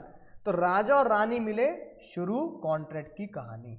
एक था राजा, एक थी रानी, दोनों मर गए, खत्म कहानी नहीं। एक था राजा, एक थी रानी, दोनों मिले, शुरू कहानी। अरे दोनों मिलेंगे तभी तो शुरू होगी कहानी। फिर लड़ाई झगड़ा होगा, लड़की का बाप नहीं मानेगा, लड़के का बाप नहीं मानेगा, धुई धुई धुई मुक्केबाजी होगी, है कि नहीं बात? तो फिर कॉन्ट्रैक्ट आगे की तरफ चलेगा। एक था राजा, एक थी रानी, दोनों मिले, शुरू कहानी। हिंदी फिल्मों की तरह कहानी जब भी शुरू होगी जब राजा रानी को है ना, मिलाया जाएगा, फिर गाना बजेगा राजा को रानी से प्यार हो गया, ऐसे ऐसे गाने बजेंगे फिर, है ना। तो दोनों को मिलाना है, मारना नहीं है। तो राजा रानी मिले, कहानी, तभी तो क्या हुआ है, एग्रीमेंट प्लस, तभी तो ए प्लस ई हुआ है। अब रानी नाराज हो रही है, रानी क्या हो रही है, बताओ रानी क्यों नाराज हो रही है? नहीं, राजा बात नहीं मान रहा, नहीं क्या ना, राजा बात नहीं मान रहा रानी इसलिए नाराज हो रही है कि सारी बातें सर आप राजा की बता रहे हो, एग्रीमेंट पे साइन कर देना तो राजा कॉन्ट्रैक्ट की तरफ बढ़ेगा, राजा का मतलब होता है प्रॉमिस, प्रॉमिस होता है ऑफर प्लस एक्सेप्टेंस, कंसिडर, नाटक, सारे नाटक में किसकी बातें चलनी है, मेरे बारे में कौन बताएगा, जाने नहीं दूंगी मैं। मैंने कहा रानी साहब गुस्सा मत करो, आपके बारे में बिना बताए जाऊंगा नहीं। तो रानी ने से जब हमने बात करी तो रानी ने बोला, राजा की बातें करे जा रहे हो, एग्रीमेंट एग्रीमेंट एग्रीमेंट, राजा से ज्यादा इंपॉर्टेंट कौन है, रानी है। दुनिया भर के एग्रीमेंट बना लो, कोई साइन ना करे तो चौपट, चौपट मामला। रानी कह रही हीरो मत बनो, मेरे बिना कोई जीवन नहीं है, मेरे बिना कोई एग्जिस्टेंस नहीं है, अस्तित्व नहीं है तुम्हारा, कितने ही पर्चे बना लो, कितने ही एग्रीमेंट बना लो, कितने ही पर्चे बना लो, किसी पर्चे पर अगर एनफोर्सिबिलिटी नहीं आई ना तो पर्चा क्या है, हाँ पर्चा बेकार है वो, उसे हेलीकॉप्टर बनाना, 10वीं मंजिल से उड़ा देना, उड़ता हो जाएगा वो, बारिश का मौसम आएगा नाव तैराना उस पर्चे को, हाँ कागज का टुकड़ा है, मेरा जीवन कोरा कागज कोरा ही रह गया, ये वाला गाना बजेगा। पर्चा सिर्फ कोरा कागज है और कुछ नहीं है, जब तक कि क्या ना हो जाए, जब तक कि रानी ना आ जाए, एनफोर्सिबिलिटी ना हो जाए, है ना। तो रानी ने बोला अब मेरे बारे में जान, मेरे बारे में जान। रानी ने बोला अच्छा बताओ मेरा तुम्हारा कॉन्ट्रैक्ट हुआ, मैंने कहा भाई तुम मुझे फीस दे दो मैं तुम्हें पढ़ाऊंगा, तुमने फीस दे दी, फिर तुम बोल रहे हो लाओ गाड़ी की चाबी दो। मैंने कहा भाई देवर देवा क्या सुन रहा हूं मैं, फीस दे दी गाड़ी की चाबी दो। मैंने कहा गाड़ी की चाबी क्यों, फीस दे दी। मैंने कहा हाँ भाई सुन लिया, चीख क्यों रहा है, फीस दे दी गाड़ी की चाबी दो। अरे फीस देती से गाड़ी की चाबी क्या ले देना। आपने कहा अरे सर आपने बोला था फीस दे दो पढ़ाऊंगा, फीस दे दी तो पढ़ाऊं मत, गाड़ी की चाबी दे दो। तो क्या फीस के बदले गाड़ी की चाबी मांग सकते हो, है ना, बताओ। रिलायंस का जियो का सिम खरीद लिया, एंटीला दो, सिम खरीद लिया अबे तो सिम खरीद लिया तो एंटीला तुम्हारा, समझाई मत। तो बताओ आप कोर्ट में एनफोर्स क्या चीज करा सकते हो, what you are eligible to enforce, you are eligible to enforce only which is written in the agreement। जो बात एग्रीमेंट में लिखी होगी सिर्फ उसे ही तो एनफोर्स कराओगे, जो एग्रीमेंट में नहीं लिखी उसे एनफोर्स नहीं करा। जज बोलेगा ये बता फीस दे दी, एग्रीमेंट में क्या लिखा, फीस के बदले क्या मिलेगा, पढ़ाई मिलेगी ना, तो चाबी क्यों मांग रहा गाड़ी की, फिर पढ़ाई मांगना। तो रानी ने बोला पहली बात सुन ले, है ना, राजा भले ही मेरे बिना कुछ नहीं है, लेकिन मैं भी राजा के बिना इसलिए नहीं हूं क्योंकि जो मैं एनफोर्स करूंगी वो वही बात हो सकती है जो राजा लिखेगा, राजा के बाहर की बात मैं एनफोर्स नहीं कर। राजा ने क्या लिखा है एग्रीमेंट में, पढ़ाई, तो एनफोर्स क्या होगा, सिर्फ पढ़ाई, ओनली पढ़ाई। तो रानी ने क्या बोला, एनफोर्सिबिलिटी अराइज, एनफोर्सिबिलिटी अराइज यानी कि कोर्ट में वही चीज घसीटी जा सकती है जो कहां लिखी होगी, एग्रीमेंट में।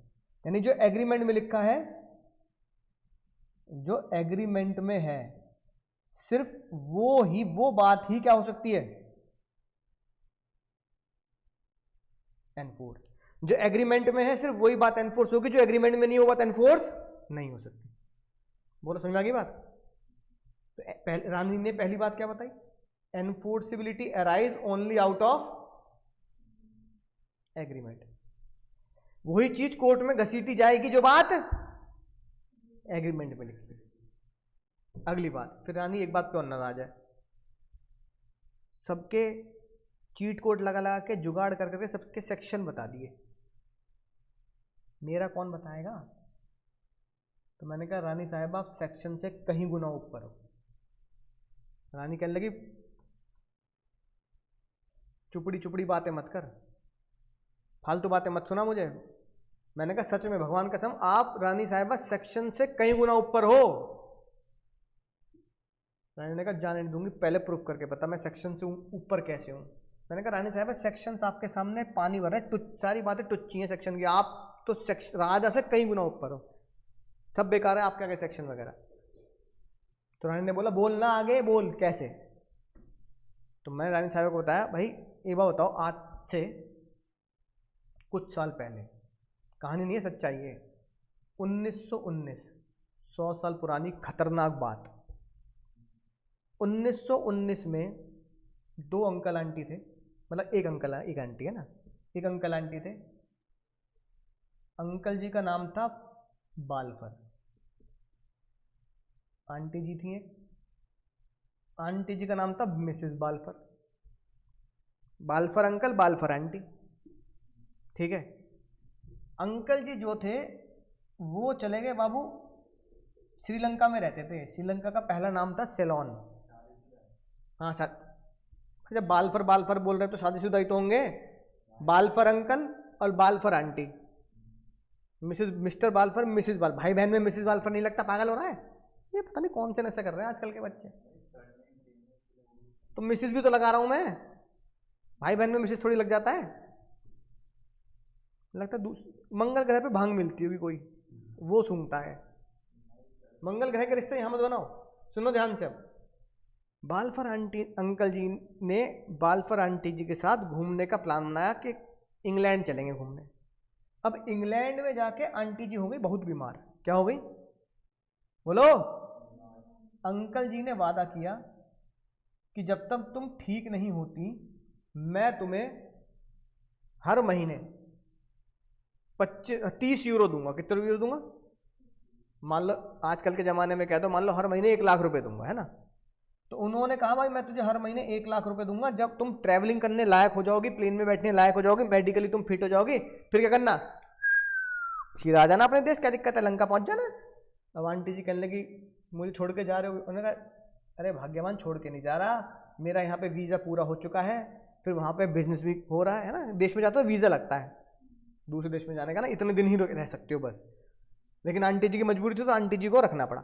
अब भैया अंकल जी पहुँच गए, अंकल जी वहाँ पहुँचे, अंकल जी ने सोचा चलो भैया बलाटली, बलाटली नाच रहे हैं वहाँ, बलाटली भाई बलाटली, अंकल जी वहीं छोड़ के भग ली।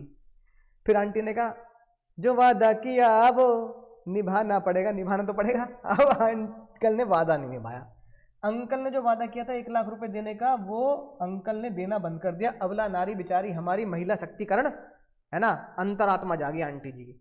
आंटी जी ने बोला भाई कितने दिन हो गए पैसे नहीं दे रहे, 1 महीना हो गया, 2 महीने हो गए पैसे नहीं दे रहे, जो मेरे पास सेविंग थी वो भी खत्म हो जाएगी, फिर क्या सड़क पे भीख मांगूंगी इंग्लैंड की। तो आंटी जी के पास जितने भी पैसे थे उन्होंने फैसला किया कि मैं क्या करूंगी, मैं इंग्लैंड के अंदर अपने पति के ऊपर। तो आंटी जी बेचारी मरती क्या नहीं करती, उन्होंने केस कर दिया। केस करने को बोलते हैं स्यू या एनफोर्स।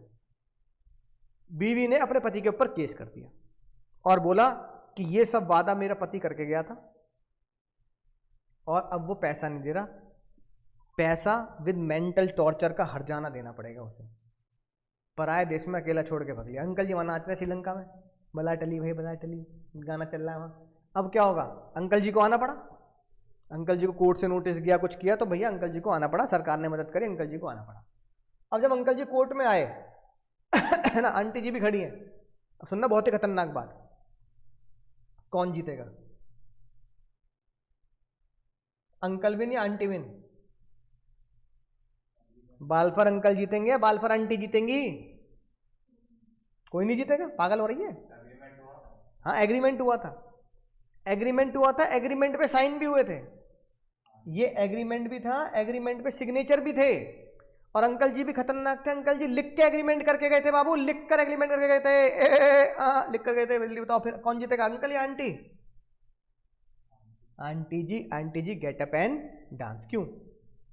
एग्रीमेंट अगर कर लिया है और उस पर सिग्नेचर हो चुके हैं तो एनफोर्सिबिलिटी रानी की इतनी पावर आ चुकी है कि अब वो दुनिया में किसी के खिलाफ भी दूसरे देशों में क्या कर सकती है, जीत सकती है। बिल्कुल गलत जवाब। आंटी जी हारी, अंकल विन। दूसरे देश में ये नहीं चलता। चलता है, हर देश में चलता है, जहां पे कॉन्ट्रैक्ट है वो चलता है। बताओ अंकल जी क्यों जीते? अब बता रहा हूँ इसका लॉजिक, शायद तुम्हें लॉजिक ना पता हो, लेकिन नहीं, अब तुम्हें लॉजिक पता लगेगा, तुम्हें जिंदगी में पहला लॉजिक पता लगेगा। जज साहब ने बोला अंकल वादा करके पॉकेट मनी टाइप देने का, है ना, कि मैं तुम्हें खर्चा, मेंशन नहीं करा था। टाइम वाइम सब मेंशन था, हर महीने तुम्हें इतनी पॉकेट मनी मिलेगी, भाग्यवान, चिंता मत करना। पॉकेट मनी का वादा कर देते पापा, तुम्हें वादा कर देते हैं कि चल तेरा बर्थडे आएगा तो तुझे इतने पैसे दे दूंगा, पार्टी कर लियो दोस्तों के साथ, है ना, चल तेरे को हर महीने इतने रुपए दे दूंगा, खर्चा कुछ मिलते हैं, पैटी वेटी खाने के, इधर उधर जाने के, छोटे मोटे 1000 2-3 हज़ार रुपये जो भी मिल जाते हो सकता है ना, कि इतने रुपए मिलते हैं, इतने रुपए में स्कूल में कुछ खा पी लिया, तो बच्चे को जो खर्चा पानी दे देते हैं, बच्चा भी खुश हो जाता है कि मुझे घर वाले 500-1000 रुपये दे देते हैं, है ना। इस तरह के जो घर वाले वादा कर देते हैं, बोलो भाई, ऐसे अंकल जी वादा करके। अब आंटी जी से बहुत दिल पे को, बहुत ही ऐसा इस तरह का ये केस है, समझ गए ना, केस होते हैं, क्या होते हैं, केस, ये रियलिस्टिक केस है, कहानी नहीं है भाई, क्या है ये। तो लॉ में अगर कुछ चीज सेक्शन से ऊपर होती है तो वो क्या होती है, केस लॉ। अगर कोई चीज दुनिया में सेक्शन से ऊपर है तो वो क्या है बाबू, केस लॉ। इसलिए मैं कह रहा हूं कि रानी सेक्शन से ऊपर है, रानी राजा से ऊपर है, क्योंकि अब रानी किस बात से डिफाइन होती है, केस से। किस बात से डिफाइन होती है, केस से, सेक्शन से भी ऊपर केस। यानी आज तुम्हें पहली बार ये बात पता लगेगी कि दुनिया में जो केस होते हैं ना, जो एक दूसरे के ऊपर लोग केस करके लड़ते हैं, वो केस लॉ बन जाते हैं। क्या बन जाते हैं, लॉ जो बनाया जाता है वो सेक्शन में बनाया जाता है, और जो केस प्रैक्टिकली लड़े जाते हैं वो लॉ में डाल दिए जाते हैं। यानी अगर कोई तुमसे पूछे कि लॉ को बनाने का तरीका क्या है, तो लॉ को बनाने का पहला तरीका जो हम पहले जानते हैं, पार्लियामेंट में लॉ पास कराओ, और दूसरा तरीका क्या होता है, जो केस लॉ डिसाइड कर दिए कोर्ट ने वो क्या बन गए, लॉ बन गए। तुम्हारी जिंदगी के कॉन्ट्रैक्ट का पहला केस, जज ने बोला एक बहुत ही सिंपल सी बात, बाल पर आंटी दिल पे हाथ रख लो। पहले आंटी ने दिल पे हाथ रख लिया, आंखें बंद कर लो, आंटी जी ने आंखें बंद कर ली। जज साहब ने बोला अगर यहाँ पे पति की जगह पापा होते या मम्मी होती तो क्या केस करती, दिल से बात, क्या केस कर देती अपनी माँ के ऊपर कि मम्मी ने मुझे पॉकेट मनी नहीं दी। बाल पर आंटी के आंसू निकल गए भाई, और बाल पर आंटी ने बोला मम्मी के ऊपर केस नहीं करती। तो जज ने बोला क्योंकि पति है, क्योंकि पति है तो चक्कू निकाल दिए, मम्मी होती तो मम्मी के चरणों में फूल चढ़ा देती, मम्मी तो मम्मी होती है, माँ प्यारी माँ, ऐसे गाने चल रहे होते जब, है ना, कि मम्मी अगर मार भी दे, पीट भी दे, पॉकेट मनी भी ना दे तो माँ माँ है, कभी ये नहीं केस नहीं करेंगे। अगला सवाल फिर यही पूछा, बाप के ऊपर नहीं, बहन के ऊपर नहीं, पति के ऊपर क्यों? तो आंटी जी कुछ जवाब नहीं दे पाई। तो जज साहब ने बोला कि भाई भले ही आंटी तुम हिंदुस्तान की ना हो और हम इंग्लैंड में हो, लेकिन तुम्हारे पड़ोस में एक देश है, हिंदुस्तान है ना, इंडिया, वहां पे कहावत चलती है, घर की बात,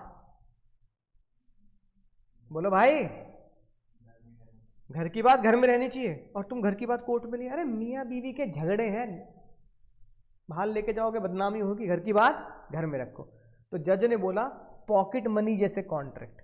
फिर जज ने और बोला, है ना, अब मान लो भाई सब्यसाची भाई की हमारी शादी है, साची से हो गई शादी भाई पक्की, अब ये कह रहा है सर आपको आना पड़ेगा, आपको आना पड़ेगा, मैं नहीं आया तो केस कर देगा, आए क्यों नहीं शादी में केस करूंगा। अरे तो शादी में जरूरी हर कोई आता हो, केस कर देगा। क्या तुमने सोचा कि तुम किसी की शादी में ना जाओ तो वो तुम्हारे ऊपर केस कर देगा? बोलो नहीं ना। अब मेरा बर्थडे है, मैंने तुम सबको बुला लिया अपने बर्थडे पे, बोले happy birthday sir, happy birthday करके आ रहे हो, लेकिन तुम में से 3-4 कुछ जने नहीं आए, तो मैंने कहा हैप्पी बर्थडे बाद में, पहले तुम्हें कोर्ट में घसीटे केस करूँ। आए क्यों नहीं? गुलाब जामुन तेरे भी बनवाए थे, नान तेरे नाम की भी थी, आई क्यों नहीं? तो केस हो जाएगा। बोलो क्या केस हो जाएगा? क्यों नहीं हो सकता? क्योंकि तुमने एक बात जानी कि किसी की शादी में ना जाने पर केस नहीं होता, है ना। यानी तुमने ये बात जानी कि शादी में अगर मैं नहीं जाऊंगा तो कोई इसमें बुरी बात नहीं, कोई इसमें केस नहीं करेगा। किसी के बर्थडे पे ना जाऊं तो कोई बात, कोई इसमें बुरा नहीं मानेगा, केस नहीं। बुरा मानने का मतलब ये नहीं कि कोर्ट तक चला जाएगा मेरे बर्थडे पे क्यों नहीं आया, तो है कि नहीं बात। किसी ने पार्टी में बुलाया मैं नहीं गया तो कोई बुरा नहीं मानेगा। तो जज ने यही बोला।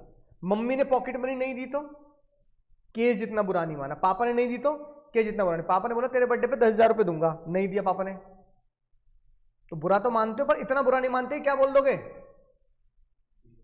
केस कर दूंगा, कोर्ट में मिलना, पापा कल मिलना 30,000 ही कोर्ट। है कि नहीं बात? ऐसा बोला पापा को कभी? जो दिल्ली वाले बच्चे दिल्ली में रह रहे हैं, है कि नहीं बात? नहीं ना। जज ने बोला यही एक कारण है कि जो घरेलू कॉन्ट्रैक्ट होता है, जो घरेलू एग्रीमेंट होता है, जो घरेलू बातचीत होती है, वो कोर्ट में ले जाने लायक नहीं होती। तो जज ने क्या नाम दिया? अब सुनना ध्यान से, बहुत ही खतरनाक बात। जज ने क्या बोला? जज ने बोला घरेलू मतलब बाबू सोशल या डोमेस्टिक। तो जज ने बोला सोशल एग्रीमेंट, जो सामाजिक एग्रीमेंट होते हैं, किसी की शादी, बर्थडे पार्टी, तो जज ने बोला aunty ji social agreements are not enforceable. Social agreements are not enforceable, यानी domestic agreements are not enforceable. फिर आंटी जी बहुत ही रोते हुए पूछी बात, है ना। आंटी जी ने बहुत रोते हुए बात पूछी, बहुत ही खतरनाक। क्यों? मैं यहां से रोते हुए जाऊंगी, आंटी रो रही है, कह रही बताओ मैं ही बीमार, मुझसे ही धोखाधड़ी हुई। दिल से देखो तो आंटी के साथ गलत हुआ नहीं हुआ? अब मेरा पति छोड़ के भाग लिया मुझे, और पैसे भी नहीं दे रहा, और मैं यहाँ गरीबी में लड़ रही हूँ, बीमारी में लड़ रही हूँ, कोर्ट तक आई तब भी मुझे हरवा दिया। सबसे पहले सारे बच्चे हाथ जोड़ के आंटी को सॉरी बोलो, आंटी देख रही है हमें, सॉरी आंटी बोलो भाई, सॉरी बालफर आंटी बोल दे दीदी, बोलते रात में आ जाएंगी, फिर बहुत हंस रही थी, है ना। तुम भी बोल दो, ऑनलाइन बोलो सॉरी बालफर आंटी, पता लगा रात में आके बहुत हंस रहा था मेरे केस पे, है। तो आंटी जी की आत्मा भटक रही है आज तक। क्यों भटक रही है? कि जो केस आंटी को जीतना था वो आंटी, इसलिए मैं खुद बालफर आंटी को सॉरी बोलता हूँ, सॉरी बालफर आंटी, आपकी आत्मा को शांति मिले। क्या करूँ, मेरा फर्ज है, मेरा कर्तव्य है कि जो केस है मैं वही बच्चों को पढ़ा सकता हूँ, मैं झूठ बात या उल्टी बात नहीं पढ़ा सकता। आंटी जीती, पर आंटी जीत दिल से मैं आपके साथ हूँ, दिल से तो हम आंटी के साथ हैं, लेकिन कोर्ट और दिमाग से हम आंटी के साथ नहीं। कायदे में आंटी को जीतना चाहिए था। एक अबला नारी बेचारी परेशान, उसका पति छोड़ के भाग गया, पॉकेट मनी का वादा करके भाग गया, रिटन में वादा करके भाग गया, है ना, राइट, या ओरल भी वादा करके भाग गया, और वो दे भी नहीं रहा, कोर्ट में आके खुद भी बोल रहा है हाँ मैंने कहा था मैं दूंगा, लेकिन नहीं दे रहा, बोल क्या कर लेगी। और फिर भी आंटी को सताया जा रहा, और फिर भी कोर्ट के द्वारा आंटी को हराया जा रहा। कितनी गलत बात है। जज ने बोला आंटी जी आखिरी शब्द सुनते जाओ, अब तुमने ये बोल ही दिया कि क्यों मुझे हरवाया है। तो जज ने बोला खतरा बना के लिख देता हूं, social agreements are not enforceable by law because, या एज, जैसे आंटी तुमसे मैंने पूछा पापा के ऊपर केस करती, तो आंटी ने क्या बोला? नहीं करती। मम्मी के ऊपर करती? नहीं, क्योंकि तुम्हारा दिमाग तो छोड़ो, अच्छा छोटे दिमाग में बात डाल लेना ना, पाटेकर छोटे दिमाग होता था ना यार खोपड़ी पीछे, तुम्हारे छोटे दिमाग सब कॉन्शियस माइंड में भी क्या नहीं होता कि मैं घर वालों के ऊपर केस करूंगी, है ना। ये भी सबकॉन्शियस माइंड भी तुमसे ये नहीं कहता कि घर वालों के ऊपर केस कर दे। जज ने यही बात लिख दी। हिंदी में बोलूं तो, क्योंकि तुम्हारा छोटा दिमाग, तुम्हारी अंतर आत्मा ये नहीं कहती कि मैं क्या करूंगी, केस करूंगी। तो जज ने यही आंसर दिया, आंटी जो तुमने बोली ना वही बात तो मैं दोहरा रहा हूं, बिकॉज इट इज प्रिज्यूम मतलब तुम्हारे छोटे दिमाग में ये बात मानी जाती है, it is presume that social agreement does not have any legal relation.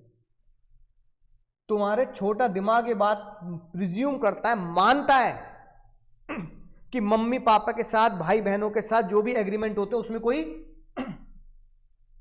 कोई लीगल रिलेशन नहीं आता, क्योंकि लीगल रिलेशन के लिए क्या होना चाहिए? सोशल नहीं, बिजनेस एग्रीमेंट होने चाहिए। लीगल रिलेशन के लिए क्या होना चाहिए बाबू?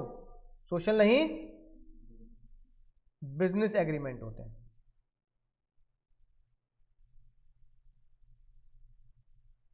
समझ गई? ओ दीदी समझ गई? समझ गई? तो भाई ये एग्जाम में लिखना जरूरी है। अगर तुम ये एग्जाम में नहीं लिखोगे तो भैया नंबर नहीं मिलेंगे। क्या एग्जाम में लिखना जरूरी है? Social agreements are not enforceable by law because it is presume that party does not have any legal relation. उनके बीच में कोई भी लीगल रिलेशन नहीं है। बात समझ में आई? इस महान केस का क्या नाम था? हाँ, बाल्फर वर्सेस बाल्फर। बाल्फर अंकल ने बाल्फर आंटी के ऊपर केस किया था। ओ सॉरी, बाल्फर आंटी ने बाल्फर अंकल के ऊपर केस किया और इसलिए बाल्फर वर्सेस बाल्फर केस बना। और जज साहब ने डिसीजन दिया कि घरेलू एग्रीमेंट कोर्ट में मत घसीटो, घर की बात घर में रखो। इसका मतलब अगर मैं यहां बोलूं ये एग्रीमेंट कौन से एग्रीमेंट होंगे? Only and only business. Only business agreement are enforceable by law. अगर कोई तुमसे बोले कि कॉन्ट्रैक्ट की डेफिनेशन क्या है, तो कॉन्ट्रैक्ट की डेफिनेशन तो ये बोलोगे एग्रीमेंट एनफोर्सेबल बाय लॉ, लेकिन अंतरात्मा को पता होना चाहिए कौन से एग्रीमेंट?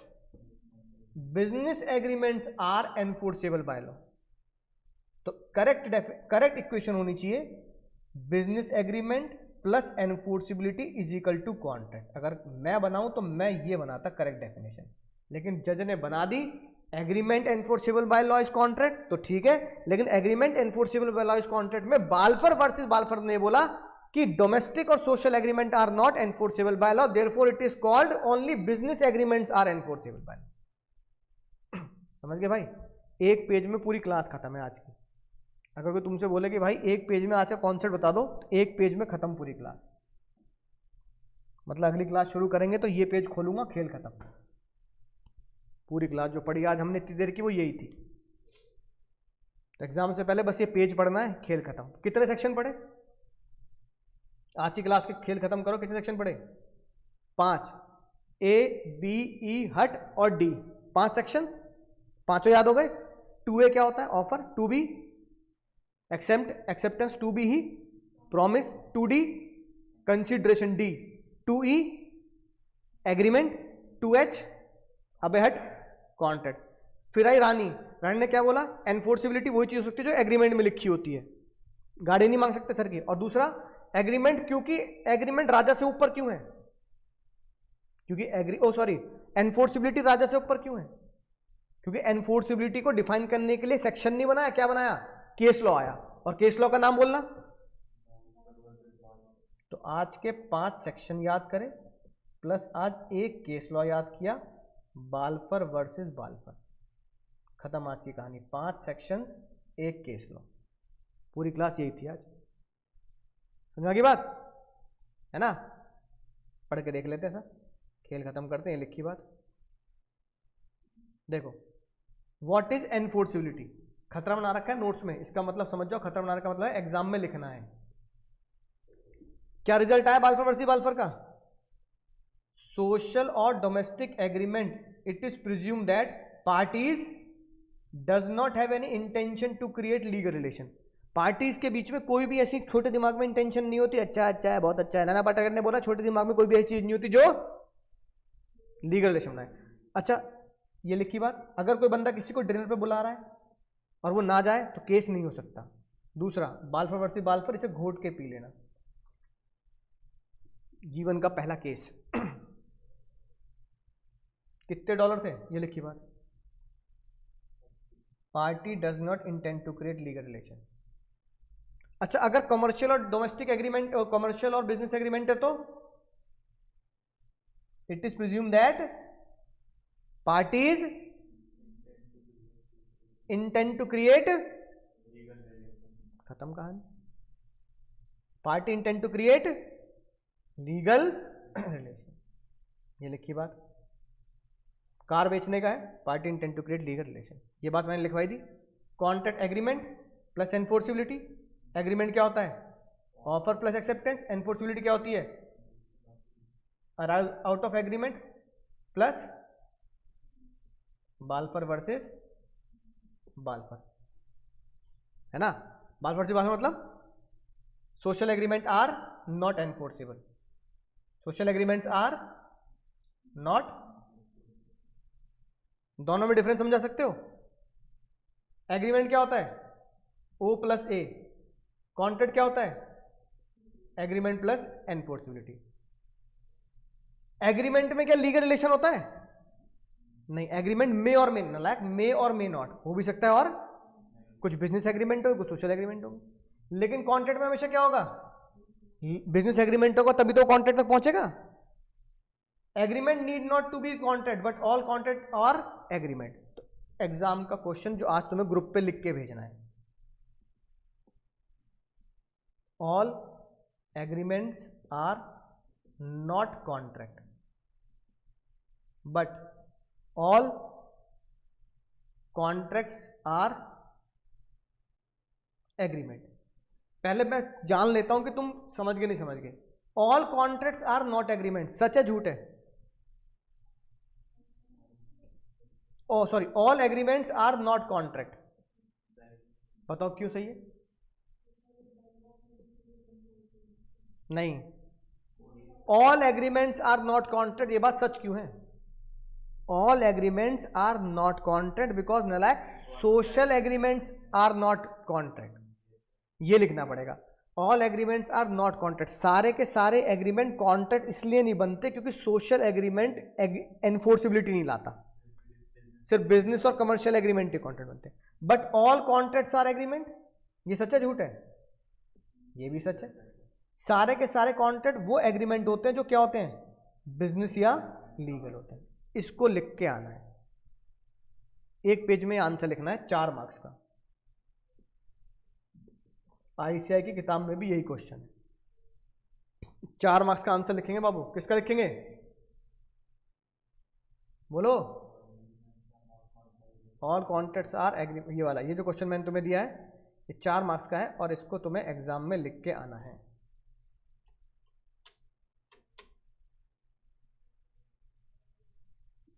एक बार दिखाता हूं तुम्हें, ठीक है? क्या इंक्लूड करना है इसमें? बाल्फर वर्सेस बाल्फर जरूर इंक्लूड करना है।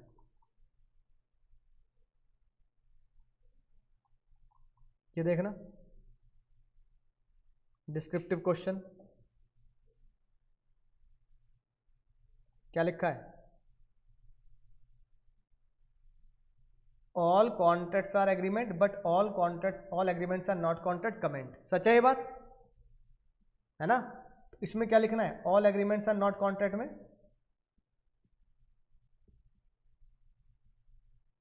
बाल्फर वर्सेस बाल्फर आ गया। अब ऑल कॉन्ट्रैक्ट्स आर एग्रीमेंट में लिख देना है कि सारे के सारे कॉन्ट्रैक्ट तो इसलिए एग्रीमेंट होते हैं कि कॉन्ट्रैक्ट तक वही एग्रीमेंट पहुंच सकते हैं जो बिजनेस और बिजनेस एग्रीमेंट होते हैं जिसमें इंटेंशन होती है legal intention to create relation, इसलिए वो पहुंच जाते हैं। लेकिन सारे के सारे एग्रीमेंट कॉन्ट्रैक्ट इसलिए नहीं बनते क्योंकि कुछ एग्रीमेंट ऐसे होते हैं सोशल नेचर के जो कॉन्ट्रैक्ट इसलिए नहीं बन सकते क्योंकि उसमें एनफोर्सिबिलिटी नहीं आती। बाल्फर वर्सेस बाल्फर 3-4 लाइन में एक्सप्लेन कर देना है, तो पेज भी भरेगा। क्या याद होगा? केस लॉ भी याद होगा। और शुरुआत कैसे करेंगे? कॉन्ट्रैक्ट की डेफिनेशन से शुरुआत कर सकते हैं। Agreement which is enforceable by law is contract but there are some agreement which is not enforceable by law, है ना, एज पर बाल्फर। इस तरीके से तुम्हें लिखना है। तो 2 पैराग्राफ, पहला पैराग्राफ इस स्टेटमेंट का और दूसरा पैराग्राफ इस स्टेटमेंट का। तो 2 पैराग्राफ में तुम्हें ये आंसर देना है। उसके बाद मैच कर लेना आईसीआई कैसे लिख रहा है, ठीक है? तो ये तुम्हारा होमवर्क है, लिखकर ग्रुप पर भेजेंगे, मैं चेक करूंगा। लिखकर ग्रुप पे भेजेंगे, मैं चेक करूंगा, ठीक है? तो ऑनलाइन वाले भी ग्रुप पर भेजेंगे भाई, है ना? तो ये बेसिक कॉन्सेप्ट बहुत जोरदार केस लॉ के साथ तुम्हारा खत्म होता है। 5 सेक्शन, 1 केस लॉ तुम्हारी टिप्स पर है आज। अबे हट, 2D और बाल्फर वर्सेस बाल्फर तुम समझ चुके हो। अंकल आंटी कहाँ के थे ये इंपॉर्टेंट नहीं है, बस उसका नाम इंपॉर्टेंट है। Balfour versus Balfour, social agreements are not enforceable by law. बोलो समझ गए सर? मजा आया सर? बोलो जल्दी, मजा आया सर? बोलो भाई। हाँ, ठीक है।